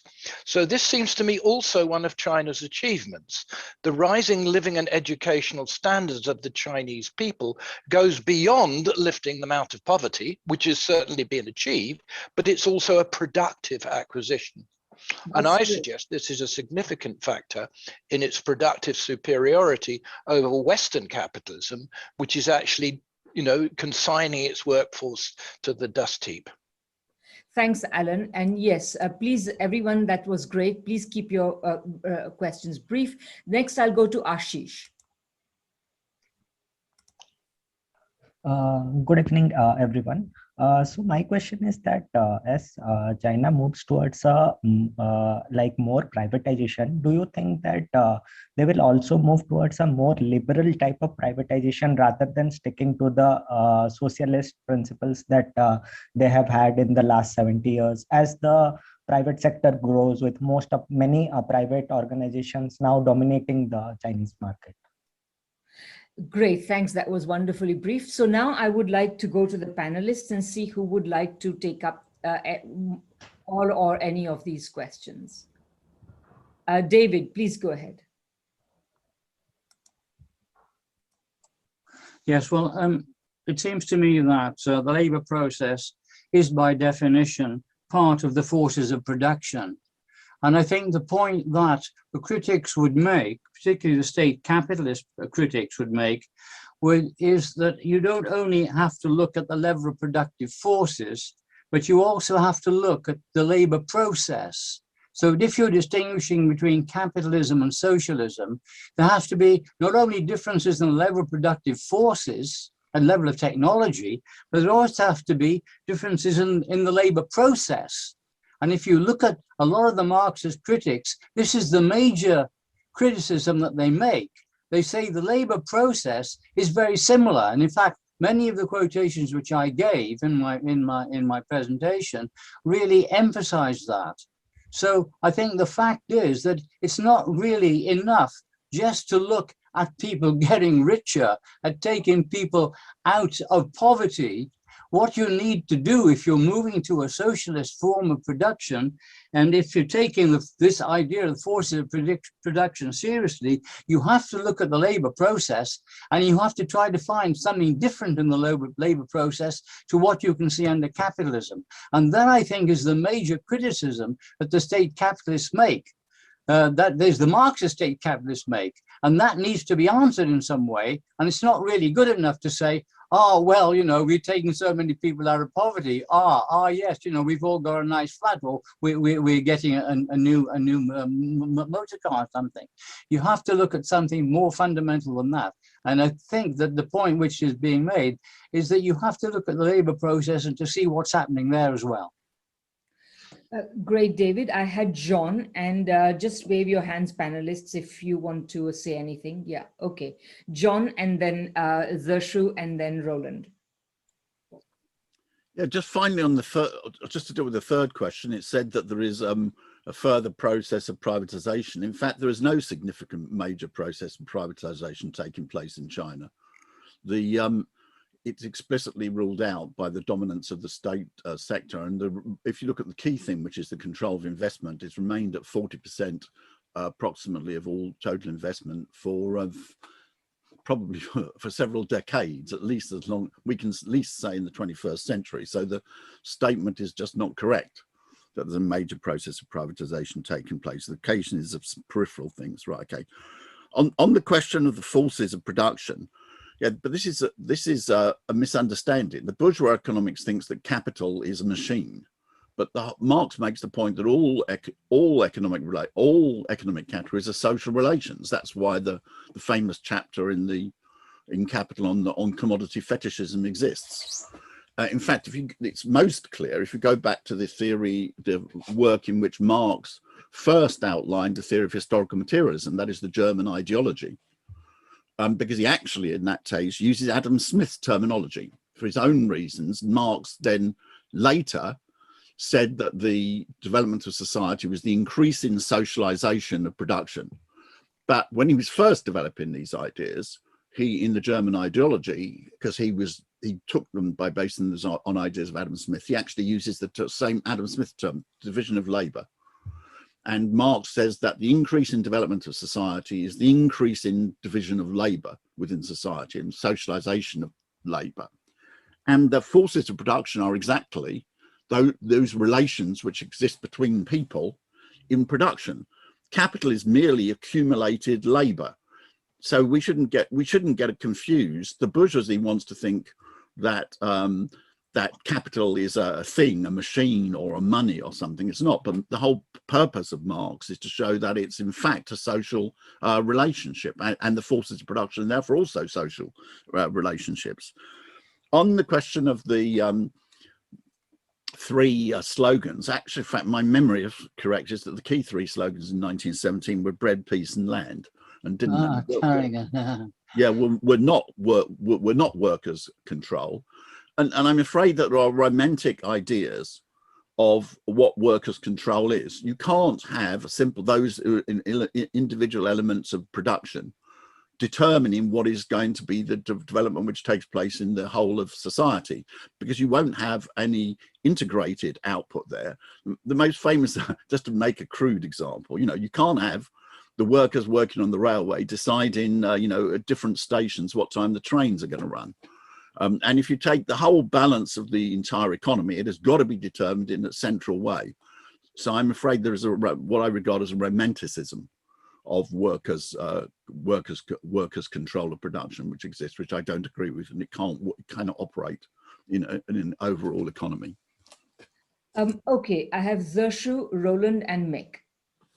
Okay. The first question was asking about what happened to China in the 1990s. Actually, I would say the question should be what happened to China since 1978. When the reform and the opening up was taking place, was beginning, it actually coincidentally the same period of time when neoliberalism started to spread around the globe, and which means that China, or the population of China, especially the educated people, are inevitably, to some extent brainwashed by neoliberal ideas, because it's opening up and everything comes in. With the foreign capital and investment, there is also foreign ideas, new liberal ideas, which people get the illusion, or not illusion. There's a very romantic idea about capitalism in the early 1980s, and a lot of people then believed that this is a transition towards capitalism. The reform and opening up was a transition. Many people believe so, and they hoped so. There was almost a consensus in the early 1980s that capitalism is better, based on what they have seen in terms of living standard. But at the turn of the century, this consensus disappeared. With the development within China, with what people have seen in foreign countries, and the comparison they made, right now, what's going on is a debate, a very heated debate and struggle at various levels among intellectuals, among policymakers, among government officials, etc. It's battles all the way on. So, and people have the illusion that this is completely the achievements since the reform and opening up are completely due to the reform and opening up, which is actually wrong, because the first 30 years of socialist development actually established a very good structure, including industrial, agriculture, etc., for Chinese development. And the reform just took advantage of that development and introduces what we call capitalist elements of state capitalism. And a signal of that element is the small enterprises in small towns and countryside, which emerged. There was a unbelievably scale of emergence of those small enterprises in the 1980s, which tremendously transformed rural China and Chinese economy. So that's part of how the economy developed so rapidly during that period of time. But it had the basis. Without the structure, the industrial and agricultural structure of before 1978, it wasn't possible for China to, after it introduced the elements of capitalism, to develop that fast. And then, as John Ross just pointed out, that after 2000, there was a kind of, the trend stopped, because there was right now, I said it's over 50% or private ownership, but the number is actually larger. It's probably 70, 80%. But the 20% of state ownership actually controlled all the strategic areas, which ensures that China's development is within a framework of what we call market socialism, instead of a state capitalism.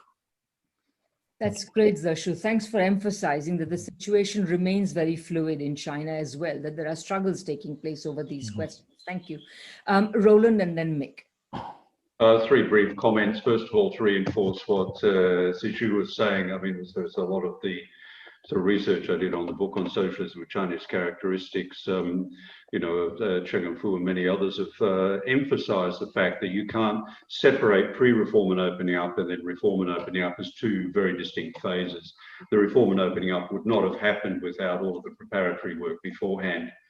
The second observation with Alan Freeman's question, very, very interesting observation from the third volume of Marx's Capital. There's about a dozen pages on ancient Rome. I'd emphasize another part of that. You had some elements of a market economy, but Marx points out that they were arranged differently. It was a slave market economy, and historically we've had many different forms of market economies. Only one of them has become a capitalist market economy. Third question, really, I'll just leave it at this. John picked it up in Marx's critique of the Gotha program. It became a standard definition early on in the Soviet Union. It stays definition of socialism: from each according to ability to each according to work. I don't think we have quite fully realized what that means in the long process of constructing socialism.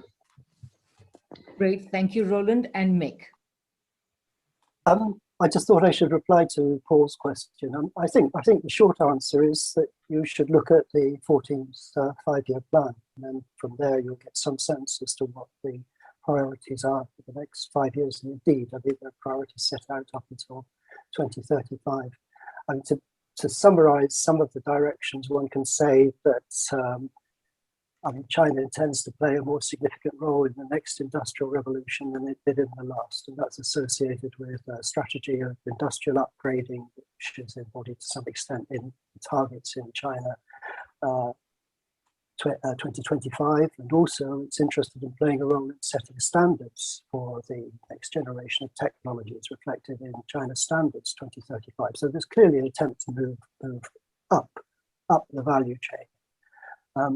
At the same time, that's linked with this strategy of dual circulation and the development of these three growth areas that I mentioned, where there is this goal to establish much greater regional integration.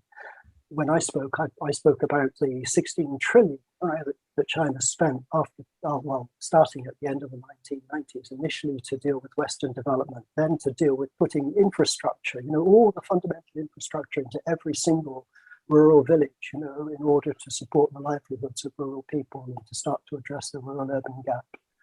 And then you've had this poverty alleviation scheme, you have reconstruction after the dreadful earthquakes in Wenchuan and Yushu, and then also, a program now for rural vitalization and construction of ecological civilization. So you can see all of these things are essentially about producing use values that meet people's needs. And I think to some extent you have to see the trajectory of China's development in those terms. Great, thanks, Mick. And I guess, Jenny, you would like to say something on these questions, and then we'll go to the next round of questions. And Brendan, I trust you are preparing sending me the questions that I requested from the Q&A and the chat. Go ahead, Jenny. Yes, I just want to make a few points here. On the question of participation by workers, we also should think about participation in the market and in what ways the bargaining power of the workers and the farmers are being strengthened in the market. I think that this is what I've often heard people speak about, in particular in the development of rural cooperatives. That bringing the farmers together in cooperatives gives them a better bargaining power. But also in terms of the workers, we also need to think about what's going to happen to the labour markets, because the labour markets are going to start to tighten when the flow of labour from the countryside slows down. And in addition to this, we can look at how if I dare use the word vocational training, is actually raising the skills levels of workers. So we can look at improvements in those kinds of ways.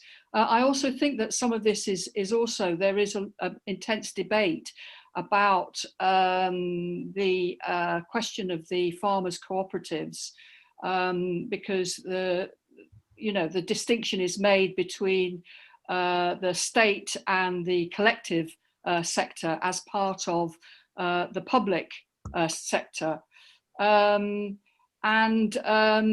Sometimes these cooperatives are sham and they're actually dominated by larger shareholders. So this is quite a grey area in terms of ownership. And it also depends on how you actually define cooperatives. So there's a lot of debate about that. And the other thing that I'd say is that in the transition from the Cultural Revolution to the reform period, and during the reform period, when in the 1990s there was the let go the small, which was let go the smaller state-owned enterprises. This was done in such a way as to allow workers to buy shares. So this is something else, again, that I think we need research on to understand, the ownership structures within these enterprises. And for example, there are still employee congresses. We need to know, have these been marginalized? How much say do they have? And we also need to look for what's being said about the trade unions and any ways in which the trade unions might be being extended and strengthened. Great, thanks, Jenny. Now we'll take a set of 4 questions, 3 from the people who have raised hands, and 1 from Brendan, who's been grouping together and organizing the questions placed in the chat and in the question and answer. So first we'll start with David. Please go ahead, David. David? Okay, David is not there, so we will move to Hans Peter. If you would please go ahead. Yeah, hi. My question is about the limitations around the national or developing socialism within the national framework. Particularly, obviously, the Cold War is being launched by the US and European powers, Australia, etc. And China obviously remains very dependent on, provision of raw materials from across the globe, really, and high tech to an extent, the chip situation, where the Chinese haven't yet developed that technology to the level that's available elsewhere. So my concern is that, and I definitely think that, as John has pointed out, the Chinese regime has created multiple benefits to the Chinese working class that I think need to be defended. My concern is just that this national limitation is causing trouble and could have catastrophic results, as we've seen with the Soviet Union, where the living standards for workers after the capitalist counter-revolution of 1991 declined by 50%, and life expectancy dropped dramatically. So I'm wondering, so my concern is around the question of can sort of socialism in one country really succeed, or do we need, and that is where I'm heading at, the Trotskyist idea of international socialism, like we had, or what Lenin attempted to do with the early Comintern, where he tried to form communist parties across the world. Thank you so much. Yeah, no worries. Thank you so much. Okay, Carlos, please.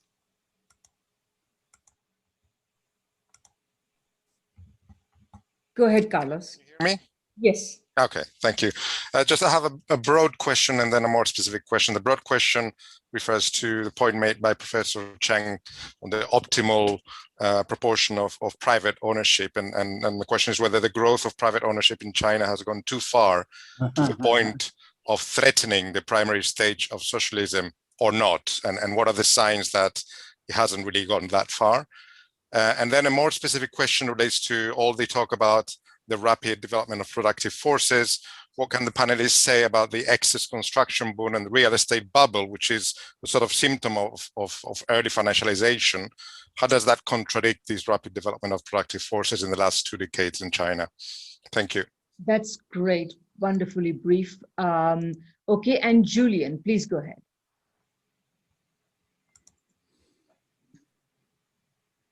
And please unmute, Julian. Yeah.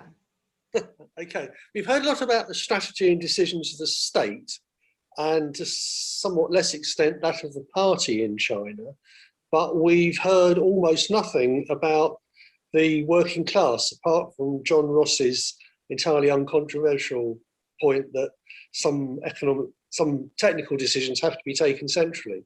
So I'd like to hear quite a lot more about what the Chinese working class is contributing to this, and what the party, if anything, is doing to promote this.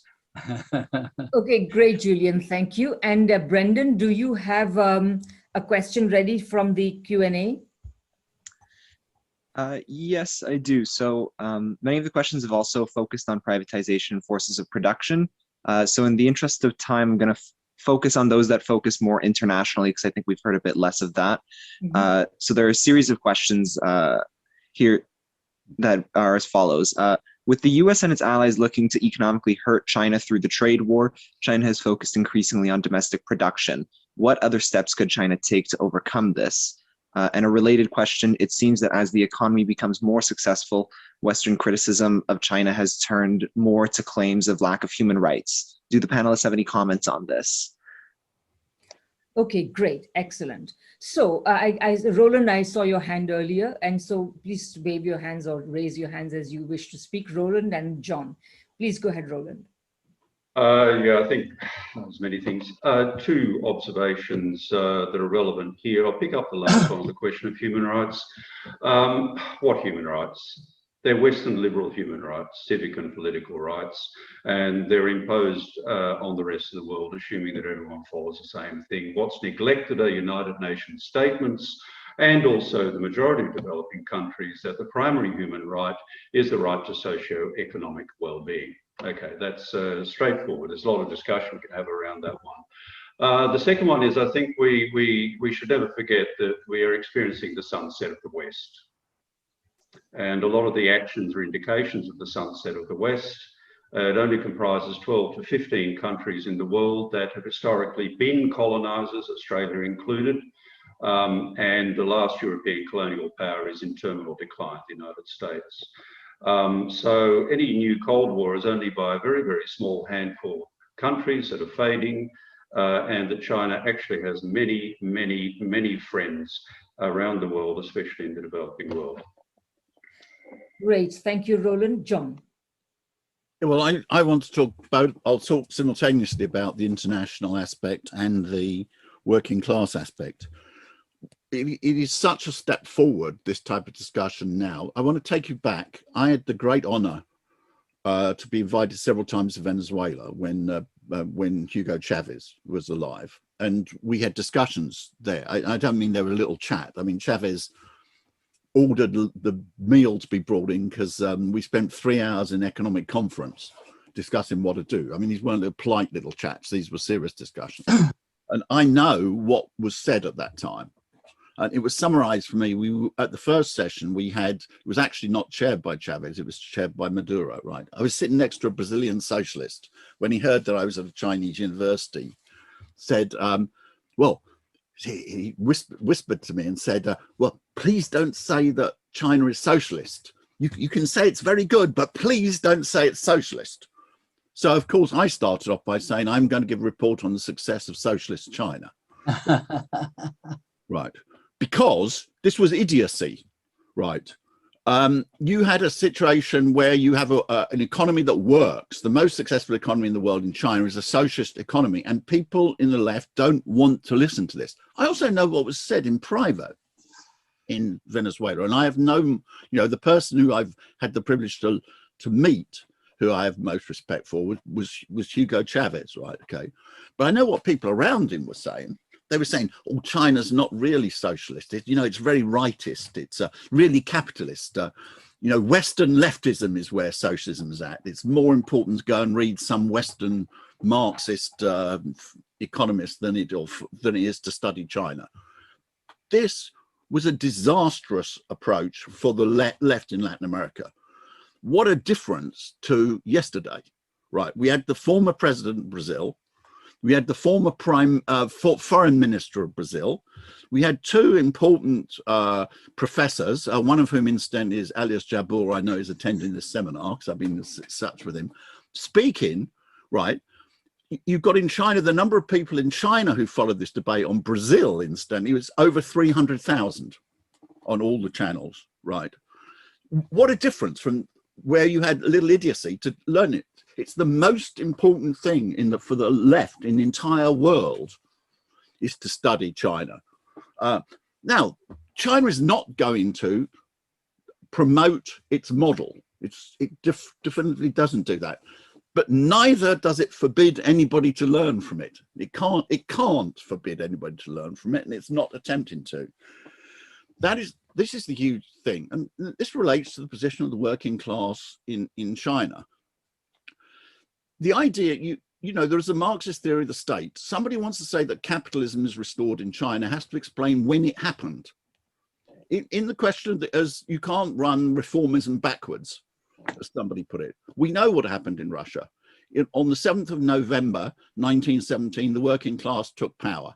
In August 1991, capitalism was restored in China, in Russia. We know exactly how it happened. You could see it was broadcast on the television.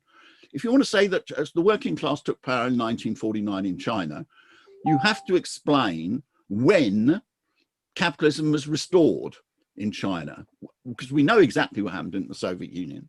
And finally, therefore, on this point, no one is making out the case that there have been no mistakes made in China. This is idiot thing. Rightist mistakes have been made, leftist mistakes have been made, etc. The fundamental thing is that the power of the working class was consolidated in the revolution, and it maintains in power. And at the present time, in my opinion, things are going very much better, in very good direction in China. I won't say better, but good direction in China.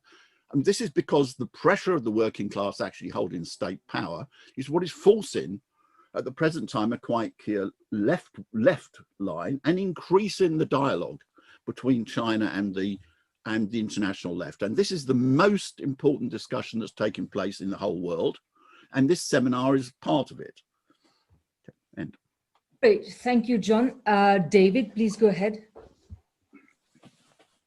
Just a minute. Yes. The interesting point about internationalization, it does seem to me that if you look at the traditional arguments about socialism in one country, and you look at China in the last 20 or 30 years, there's been a complete difference in the ways in which China has entered into the world economy and into the world political system. If you look at the Soviet Union and the old Soviet bloc, it was very autarkic. It wasn't necessarily the fault of the Soviet Union, but the fact was that the Soviet Union saw itself as an alternative of building socialism now. That hasn't happened with China, and this is partly due to the changes in level of technology, to the form which globalization has taken, and the fact that all countries are now much more globalized, they're much more internationalized. So that when you're saying, well, assuming that China is part of socialism in one country sort of thing, it's quite the opposite, because China is a major participant in the international economy. So that you have to look at the way in which globalization is developing. And this can happen both ways. It can constrain the development of socialism in a given country because of the dependency that you've got. I mean, China has entered quite successfully onto competitive interdependence with the capitalist world. So the question is, how does it move from this position of competitive interdependence to give a greater role to socialist forms? And I think that this is part of the problem, but it's a different problem from what was faced by the older, more traditional socialist societies, which were much more constrained and looked much more internally at their own forms of development. Maybe China should look much more making socialist changes within the country rather than being so concerned with the international perspective. And that refers to some of the other questions that have been made about the internal, or about the ways in which socialism can develop internally. Okay, thanks, David. Now we can go to a final set of questions. So first of all, let me say there are so many questions, both in the chat, in the question and answer feed, and there will be some people left over, but I'm going to take 3 questions from the raised hands and 1 from Brendan, and then that will be the final one, because we are already over 2 hours and this is going to take us probably 2.5 hours. Okay, so I'm going to ask Sauradeep to please pose his question. Hi, can you hear me? Yes. My question is, what is China's inequality reduction target in the future in terms of metrics like Gini coefficient and even in terms of time? That's it. Excellent, thank you. My next is Arnold. Please go ahead. You're muted, I think, Arnold. Arnold? Okay. Yeah, that's right. Okay. Yeah. Okay. A quick question to John. Would you happen to have the exact date and title of the Fidel Castro statement with regards to China? Great, thank you. And finally, Dimitrios, please go ahead. Dimitrios, are you there? I'm speaking. Do you hear me? Now we can hear you, yes. Yes. All the reports were extremely interesting and they had plenty of information about a subject not well known as China.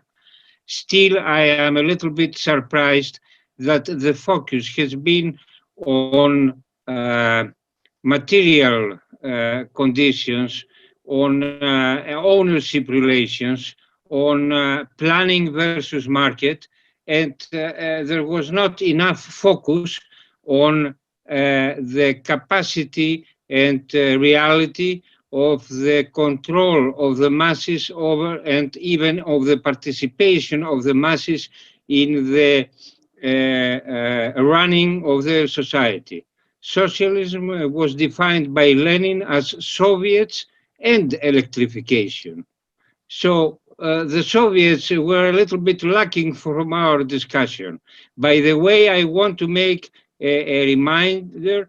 I was in Beijing in May 2018. I want to transmit to you the opinion that Samir Amin has expressed at that time in speaking in a Chinese university. He said, "I refuse to call China a capitalist country. I refuse to call China a socialist country," just for information. Thank you. Okay, lovely. Thanks so much, Demetrios. Okay, so, and Brendan, one final question from the ones you have been looking through.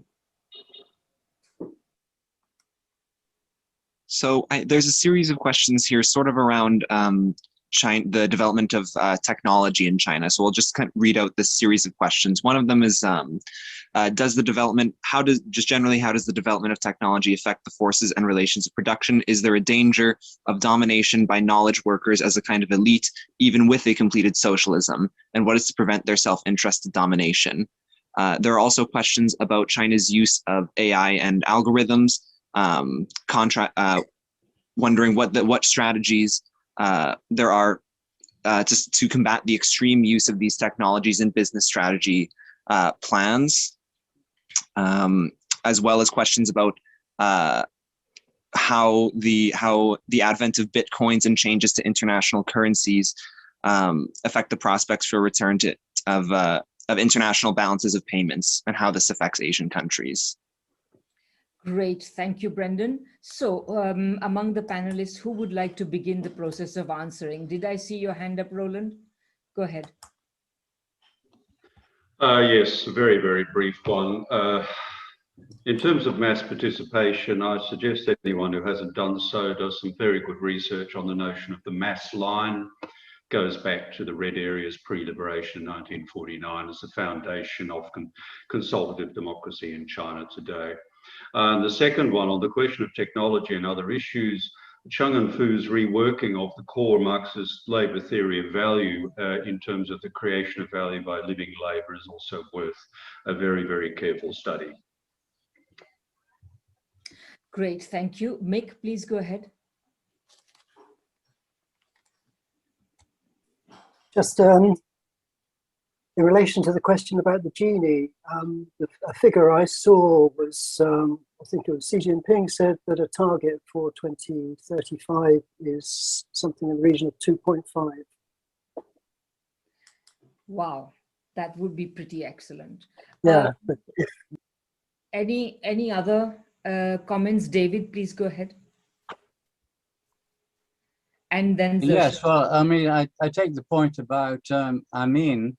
I think if you look at his work, which in the monthly review, and it was entitled China 2013, when discussing China, it actually said, it is indeed capitalism in the sense that the relation to which the workers are subjected by the authorities who organize production is similar to the one that characterizes capitalism.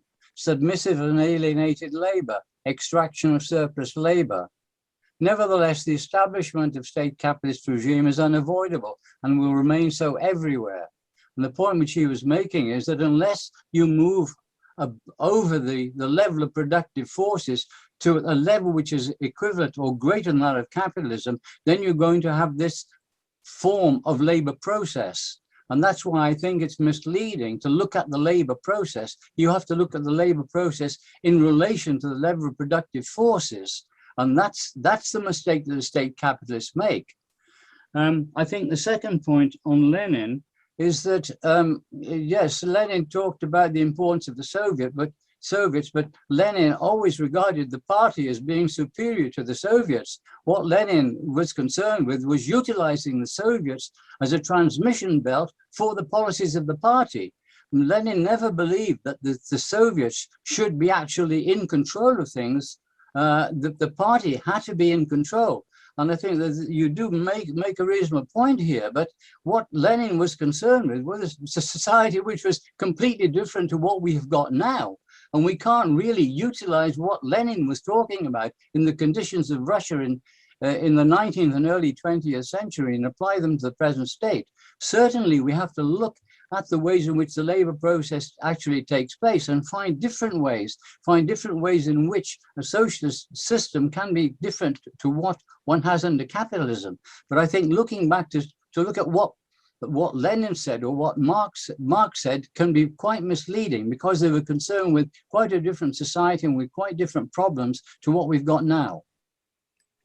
Great, David. Thank you. Before I go on to the next speakers, I know many of the panelists and perhaps even many people in the audience have books or articles coming out about China and related matters. If you would like to please put the details in the chat, that would be great. Now I will go to Mick, then Zershu, and Jenny and John. Sorry, I replied to a question and didn't cancel it. Okay. Okay, so Zershu, please go ahead. Oh, okay. All right. Just a few words about Amin's position, that he actually had a similar position on the Soviet Union, that it is not capitalist, but he refused to say it is socialist. But I do believe that China is quite different from the case of the Soviet Union, because this is related to the question on technology. That China made some mistakes since the reform and opening up with regard to technological development. In the 1970s, actually, China is at the same level, at the international level in computer technology, and only a couple of years behind in terms of the research in chip and production of chips. But since the reform and opening up, there was the idea that independent research, doing your production is not as good as buying, and buying is not as good as renting. So the independent research in the new technology actually were given up. This include a few strategic areas, and now with the trade war between the United States and China, people or the policymakers realize that we did make a mistake, and we need to go back to the track of independent research in terms of technological development. And why I'm saying this is in relation to this is in relation actually to why China is still socialist, because private enterprises won't do it. It is impossible for any private enterprises to invest in so gigantic strategic areas to boost a technological development of an entire nation, so that it will not be dependent on any other external forces, especially hostile forces. So, and then there's this new project, state projects to develop the large aircraft, which involves coordination of different industries, and then development of digital technologies and chips, production of chips, so that China could. This actually reminds me of previous studies on underdevelopment countries, because there's this idea that underdevelopment is not an inherent characteristic of that particular national conditions. It is in a relation. It is the result of a relation with global capital. It is only when these nations can get rid of this kind of relations and achieve an independent development, can they actually establish a healthy global international relations. So this applies to China too. Great, thank you. Jenny and then John. if I could just say a few words about the international. People tend to talk about capitalism in general, and there are contradictions between capitals. And of course, we're talking about imperialism as a monopoly. And so there are struggles between monopoly and non-monopoly capital. China, economists in China at the moment are saying that there's huge amounts of labor hours that are flowing out of China for free, and that this is something that they now want to address by raising standards in China. And we should look, if we're talking about China's internationalization, we should look, for example, to the agreements on RCEP. You know, if the international system is one in which the imperialist powers drain surplus labor out of developing countries, are these new kinds of trade relations one in which are actually beneficial to development for developing countries? And the second thing I just want to say very quickly is about the question of human rights in China. I think that we can say that collective rights are fundamental, but individual rights are also important. And I think in the future, we should look to the plans in this upcoming 5-year plan and the 15-year plan, where they're also going to address improvements in the legal system. Obviously, in terms of the legal system, China has a long way to go. Thank you, Jenny. And finally, John.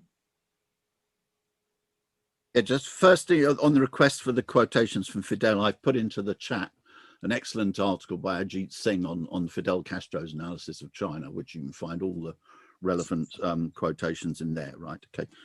On the question of inequality, inequality has become a serious problem in China, which has got to be addressed, but it doesn't alter the character of the Chinese state. It means that on some things, different policies are required. I mean, if you want to put it in technical Marxist sense, the class character of the state is not determined by the distribution system within the state. It's determined by the means of production within the state. Okay. And therefore, on these matters, no one is trying to say that everything, including the CPC, incidentally, that everything in China is perfect, that no mistakes have been made, or anything like that. It's just that the overwhelming results are positive from the data which I gave, including, incidentally, most positive of all for the poorest people within society. I mean, it's just a gigantic thing to take 853 million people out of poverty, which is 3 out of every 4 people taken out of poverty in the world. I mean, if that's not benefiting, well, there wasn't, many of them were peasants, of course, technically, they weren't workers, but nevertheless to benefit the people of the society. Finally, just on the question of mass participation and discussion and et cetera, et cetera. I think that the presence of the Chinese working class is a massive presence in society. One of the reasons that Xi Jinping is so popular, and anybody who knows China knows that he's extremely popular, is because of the clamping down on corruption, the improvements that have been made in health, the improvements that have been made in education, all of which are benefiting the working class. But also, if you take it a more level like that, people don't understand the degree of discussion which takes place in China. There is far more discussion takes place in China than takes place in Western countries. The Chinese internet is a continent all of its own. Fortunately, because of modern translation technology, it's a continent which anybody who wants to can access now. Translation software is now sufficiently good that provided it's online, you can read it. I mean, the grammar is crap and all these types of things, but this doesn't matter. You can follow any debate in China if you want to. It's a sort of arrogance that people don't. But just to give you the ideas, I mean, extraordinary things. I mean, just from personal experience, because I'm active on the Weibo a lot. There was a debate between myself and the chief economist of HSBC in China on the role of total factor productivity in economic growth. This is the type of subject which obviously grips the masses with this type of thing. But do you know how many hits there were? There were 2 million hits on it, right? On the discussions that take place, for example, at the No Cold War. Okay, the No Cold War first meeting, launch meeting on 25 July, on the reports on it on Global Times, there were more than 100 million hits, right? It was the hottest item in China. The public in China is immensely better, more knowledgeable about the outside world than the outside world is about the situation in China.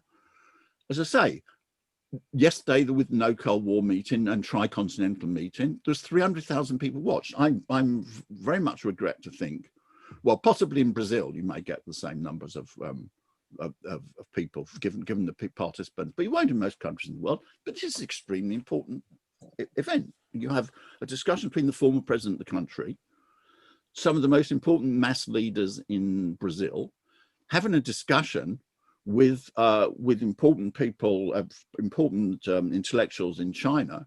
This is an event not merely for Brazil or China. This is an event of international significance.